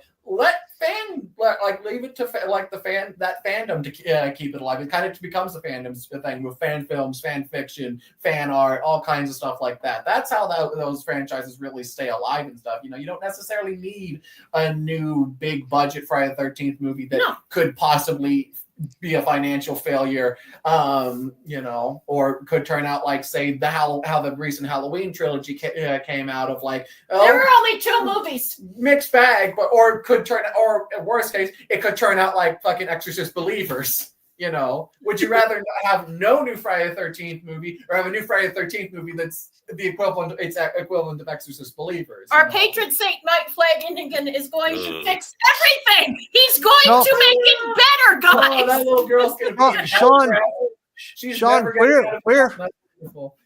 Sean, where's the point do you call a halt to Halloween? Like until he goes into space or VR or travels through time? Where you're like, yeah, no, I'm done. I think I'm out. Yeah, I would say so. Yeah, because the space, I'm done. Once any character does something that happened in the Leprechaun franchise, it's a safe bet to call it quits. Yes, the movie has seriously jumped the shark. I was okay with Leprechaun because it's stupid from the beginning, so it wasn't like a big stretch, you know. Don't fucking, slander my boyfriend's Hold on a culture. minute. Do not Irish fucking compare this to my culture. Those fucking movies. Jesus. Just like being in Ireland, like it's Oh my fucking Historically accurate. no, hold on. Leprechaun. Fucking saying the Leprechaun movies are like going to Ireland is like saying putting your dick in fucking green paint makes you fucking Irish. No how, no fucking way. I want that on a shirt. Also, Eric, no, it's not just because dumbasses hate watch them. It's also because dumbasses do retrospectives talking about all of the Children of the Corn movies. Hey, wait a minute. Not pointing any fingers at anyone in particular. I wear that as a badge of honor. We're totally damn it. not part of the problem. Oh, you guys saw the last Children of the Corn, did you? With the girls? Oh, and yeah, we did. Oh. It wasn't that bad. Oh, boy. It was bad, but for Children of the Corn standards, it was actually pretty good. Who Oh behind no, the not that fake CGI imitation of Groot. Oh yeah, it sucks. Yeah, I'm not arguing it wasn't a god awful fucking movie, but for Children of the Corn standards, it's in the top 5. The little girl was good. That is my one and only praise. The little girl was good. That's how low the bar is for that franchise. Still low. Oh my god. Oh man, I couldn't believe it. They say, who decided to make another Children? Whose bright idea was to make another Children of the Corn movie? Same problem Hellraiser was in for so many years. It just I think you guys should rank the Evil Bong series. Oh god. I mean, 420 is coming up. Negative actually. 17 to every single one of them, but like Ginger Weed Man and maybe It's the first only one. -3. I mean, 420 is coming up. No. Oh, Velvet, if you need someone to do it with you, I will take a bullet. No. take Tell me one for when the and where. team. I will take one for the team. Just let me know the when and the where, and I will subject myself to that crazy shit. You might regret offering that, Triv. You might. You know what? I am nothing if not a servant to trying to see all the bad stuff. Fair enough. Fair enough. If you're game for it, just give me a shout. We will. We might be Oh fine. man. Oh God! So we're gonna have children of the vibrator? I'd be okay with that. Oh no. Just dicks sticking out of the windshield. Oh. I mean, I live in Iowa. There's plenty of corn. You could probably add a vibrator too. Hashtag Jack, I guarantee you that exists. You spit out. You go to sit on a heating pad, and all of a sudden you're popping popcorn out your rear end. I'm corny. So corny. See, I have Rambo, corn in my poop. I didn't eat any corn. Well, I did shove a corn vibrator up there. So Rambo, you don't need to go any further at that point in the franchise. You've seen the 2 worthwhile movies in the franchise. So but have they gone to space? No, they have not gone to space. Corn in space. Urban. They could have typed that. You know that back when The Martian came out, that could have tied. We could have done Children of the Corn and tied with The Martian. Yeah. And I brought it all the way back to Oscar bait films. Hell yeah! You know, if All right. they did the corn vibrator, like the loop could come in a thing of like it looks like butter. Yeah. Yeah. I mean, yeah, it could just be butter. Yeah. He who What you walks mean? behind Be a nice cheap effect. So just use margarine. Please, No, if you're gonna be This using conversation's corn, fun. you're using butter. Damn it! No margarine is allowed in this neck of the woods. I can't I will believe it's send not he who butter. walks behind the rose to kill anyone that does otherwise. It just no budget. How did we get But- here? Yeah, look, Amityville went to space. And did have a vibrator. Yeah. Amityville's gone to space several times. Yes, Yeah. they've gone in spaces too. Yep. Yeah, We've he run who walks behind the roads is now in space. Lads, I always say when the alien comes to Earth, you're down for shit movies, and when slashers go into space, you're down for shit movies. It's just you don't mix and match. Yeah, I agree. Unless it's Hellraiser 4, because that was a triumph in the. I ways actually of- like that one. Yeah, so did I. I actually Yeah. liked it. Yeah, that I Yeah, actually Knight did like that doesn't like Bloodlines. Bloodlines. Bloodlines. Yes, Yeah. That was good. that was actually the actual last good Hellraiser film that came out was Yeah. Hellraiser Yeah. 4 I would Bloodlines. Oh, The one. oh, speaking of aliens coming to Earth, Marty, aren't you excited for the new show? Oh yeah, I am. Fucker. Oh yes. You set it up perfectly. I had to ask it. No, look. My issue is right stuff.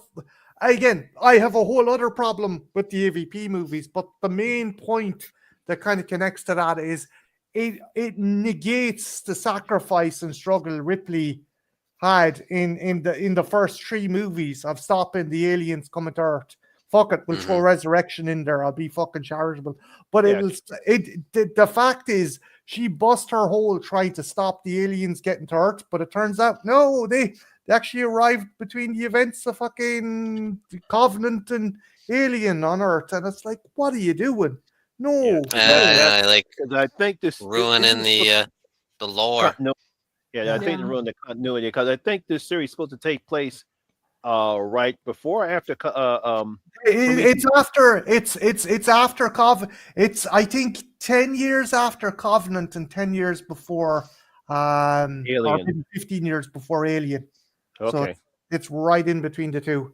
And again, it's just like, no, they better have a good reason why the fucking Wayland Yutani or Earth or the government didn't know about these fucking things. Yeah, it all depends upon how they set it up because that when I found out when it's taking place, it's like, I don't like that idea. Yeah. Are they gonna try and do it like Romulus, like using the old style technology with like the tube screen monitors and like the old? They showed the teaser trailer and the ship that crashes to Earth is a Bison class, so they've got all the old fucking CRT screens and ladders and fucking hatches from submarines and planes and stuff. So I think they'll use for the ships. They'll definitely have the used future aesthetic, but I think that once it'll come to Earth or whatever facility, from what I hear, the ship crashes on like a corporation. A corporation owns this island. It crashes there and it'll be advanced tech. Now again, I always rationalize it that the reason Will and Yutani uses shitty tech is they basically lost too many ships looking for the aliens, so they'd stop putting money in to these super advanced things. So I'm going to be interested. I hope it isn't shit, but the fact that set in Earth pre 1979 Alien makes me very fucking worried. Yeah. It See, depends that's on how kind of they. the problem I have with some of these prequels. Like, even Wicked, you know, you get this movie, it's supposed to be a prequel. It's got this super high tech, looks like they spent $200 million. And then you're supposed to go watch a 1930 movie after that. Like, and this is the prequel to the 1930 movie. You're supposed to go watch that. And but to be honest, prehistoric effects compared to but to be honest, Wicked actually has nothing to do with the original Wizard of Oz novel at all. Just somebody it's kind of alternate universe, isn't it? Yeah, because it's just like someone decided to make a backstory for the Wicked Witch of the West. Actually gave her a name, which is kind of a play of the Frank Baum. Yeah, it's kind of a play on his name.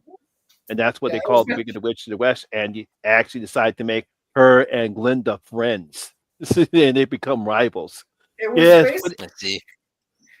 basically the author's Wizard of Oz fan fiction that he got published, and it became a massive thing. That's the book itself is the fact that they got. I always saw, and it's been ages since I read the book, but it's interesting that the book inspired Wicked because the two are so different. The book's really fucking dark. The book is dark. I never read the plotting. book. It's very slow. I never read the book, but I heard how dark the book is, and I still don't know how they make it into. How did they make that into a musical? I don't know.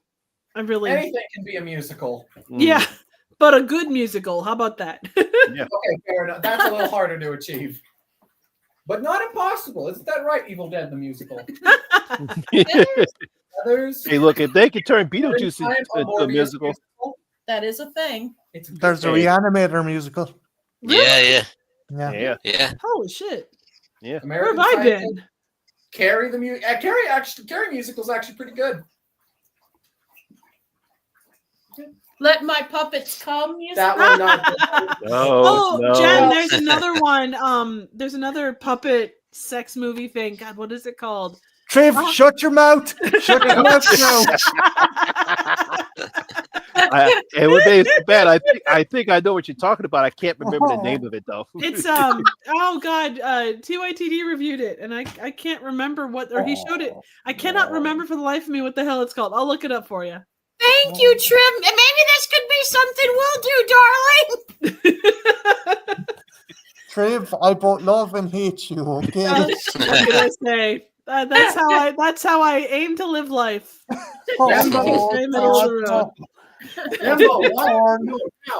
Watch it. It's so good. Perfect musical. Well, arguably. So good. Watch it. All right, guys. On that note, I think we'll begin to wrap things up. Great show once again, as usual. And really good discussion. So we'll really good stuff. So let's see. Any of you guys have anything you would like to promote coming up on your channel? How about you, Triv? So I just put out Vegas in Space, which is awesome, by the way. I watched it. Vegas in Space. Thank you so much. It was a really fun one to do, and definitely check out like the blog and stuff because it's a fascinating story. Like the behind the scenes is great. I guess I put that out. Up next, I'm doing Slay, which was a Tubi original from 2024, and then after that, I'm doing Canadian like a not public, I guess public access movie called Phobe, which is also incredibly fun. I'm also doing Rift Treks, the game streams twice a month. So if you are so inclined, feel free to stop by for those. It's a good group and it tends to be a lot of fun. It's horny as hell, but it tends to be a good time. That's usually how it goes. Horniness and fun go hand in hand, and sometimes you'll get it in your hands and in your hair.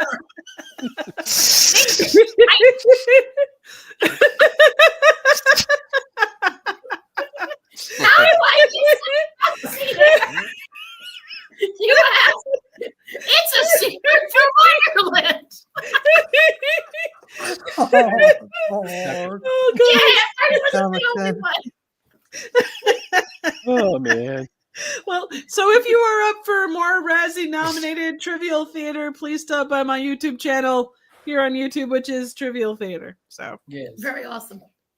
Excellent. Horror Miser Monty G. What about you? What do you got coming up? I am doing my year. Actually, now probably going to be a little bit different when it comes to women in horror because it's now a year-long celebration. It's not just one specific month. Nice. The Women in Horror website, they decided that since it's become so popular to celebrate what women have done in front of the camera, behind the camera in horror films, that they decided to do a year long. So I'm starting that up right now. I've got 2 recordings from Lady Sasha and Ashley Sledge from Sledgehammer Horror, trying to see if I can get a Nice. Gory Bee movie on, and Vicky from Nightmare Maven. So that's in the works. Nice. Obviously, I have my trailer reactions are up right now, and hopefully by tomorrow I'll have my review of Heart's Eyes up and running. And of course, I have my other reviews of Wolfman, Companion. They're up right now, Very cool. Excellent. and Grafted. Yeah. Oh, Grafted. Oh, Yeah. Grafted is awesome. Grafted's cool. I really enjoyed that one. Yeah, Grafted was pretty good. Yes, it was better than I anticipated. Yeah, I would agree. It fails at some places, but it overall, like, my biggest issue with it was just like your suspension of disbelief. You really have to stretch it, but overall, yeah, fantastically fun movie. Or the actress was really good. The lead actress was really good. It's really Very. good. How about you, Marty? What do you got coming on? I got Well, a video me. out already. Oh, Jesus Christ. I have a video out at the moment. I'm counting down my top 10 favorite games for the Xbox 360, and I have a special kind of merchandise / figure review. I never knew I had a very expensive fucking Reservoir Dogs figure, and it's thanks to Harvey Keitel going on a rant on a talk show. Nice. That it's so bloody fucking expensive. I'm going to be doing. Was he Mr. Blue? It basically he didn't know that there was dolls. The cast didn't know there was dolls being made of them, and they made a cease and desist, and only a few of these dolls were made. And somehow I ended up with one of the fucking things. So I'm going to be doing a video on that at some stage. Oh, that's Cool. fantastic! Congratulations, that's really cool. I didn't even Nice. fucking know it was worth that much. I was like, okay, and I was like, wait, how much? So Awesome. Jen and Velvet. Well, let's see. I guess this has been up a while, but I really want to shout out this director. So, if you guys haven't seen a film called Bystanders, I highly, highly recommend you guys to see it. It is the most whimsical rape revenge film you'll ever see, and I know that's not a word we should use, but when you see the movie, you'll understand why I say that. It's super therapeutic for anybody who's ever been a victim of anything. It's a wonderful movie. The director's an awesome person, and this movie really needs to be seen. And if you happen to like it, please go leave positive reviews, because there's a lot of idiots in the world that we need to cancel those idiots out. Yeah. So yeah, go cancel out some dude bro idiots. Also, I probably will. This would have already been up, but we had some technical difficulties. But hopefully, you will be getting our Hard Eyes review tomorrow. Well, your Hard Eyes. My Hard I'm not in it because I'm not watching it because Justice for Melissa Barrera fucks Spyglass. But it's a really awesome movie, guys. It's a really awesome movie. Funny. You'll hear about it more tomorrow. And do we have anything Tales else? from the Crypt's also coming back, and Yeah. few other things here or there. But yeah, those are the two. Those are the two probably next projects coming out. Yeah, but yeah, you'll be getting a Hard Eyes. And apologies for a lack of videos. Life's been life. Life be lifing. Life be life. Life And be I life. did, a little preoccupied because it's, the horny season, and I have my Irish, Mhm. I just need to get my Irish on in between my legs, in my hair, between my boobs, everywhere. Who the fuck are you talking about? Where is this? Them Irish eyes are gonna be smiling. More than just his eyes. Love you, darling. You fucking want after all this bad shit you said. Ah. Sean, what do you do? Well, I did a video about the Horror Hangout live stream, a tribute to all the work we've done over the years, and I'm pretty proud of it. Yeah. It came And, out really good. Yeah. It looks awesome. Got some good memories. It felt good that was to be able to honor you guys and everything we've done over the years. So It was very good. It was Sean, very you would not really be need to here get that without one you. loudmouth from New Mexico out, though. You really needed. good. Oh, that one. Okay. Yeah, I that think one. you need to keep that loud mouth and put more in there. yes, Don't say another fucking word about putting stuff into her loud mouth, okay? Hey, Well, that'd Jen. be Marty's job. You did it. Jesus Christ. No, but Sean, we would not be here without you, and it was an incredible thing. But you, Yeah, it was rock lovely the house, tribute. and we love you, man. Yeah. thank you. And you guys inspired me to do another video I just did, which was the top 10 acting performances in horror history. Nice. It was a great video. I'm gonna maybe do that. Actually, that's another video that I'm gonna hopefully get done this week or weekend. Nice. I'd like to see that. It's something you could maybe turn into a tag. Ooh. Yeah. Yeah. Yeah. If you're, I if haven't you, done a if tag you are, video if in a you're while. so inclined. Hasn't I'll been a good tag- tag video around a while. Mhm. I might do that. I might tag people and say, look, and I might have. I'll tag someone. I know who I want to tag. Marty, stand up so I can tag you properly. Oh, I'm fine where I am. Marty, lock your door. Locks wouldn't Lock fucking. your doors and bolt your She'll break it windows down. and turn Panic out room, the then? lights. Maybe go panic room. Yeah, I'd be panicking all right. Oh, there you go. Thembo said the art wank tag. The art one. Yeah. Fuck it, I might do that one. Yeah. It's pretty good, actually. That's excellent. All right, guys. So I think that'll do it for the Horror Hangout live stream. Thank you for my great esteemed panel here, the Trash Picture Show, Jen and Velvet from Jen's Reviews from the Grave, and the Razzie nominated Triv, and Horror Miser Monty G. Peace out, everyone. Have a great week, and we'll see you Yes. soon. And please stay safe, everyone. Absolutely. Penis! It's Valentine's! Get your penis on! Bow, bow, chicka, wow!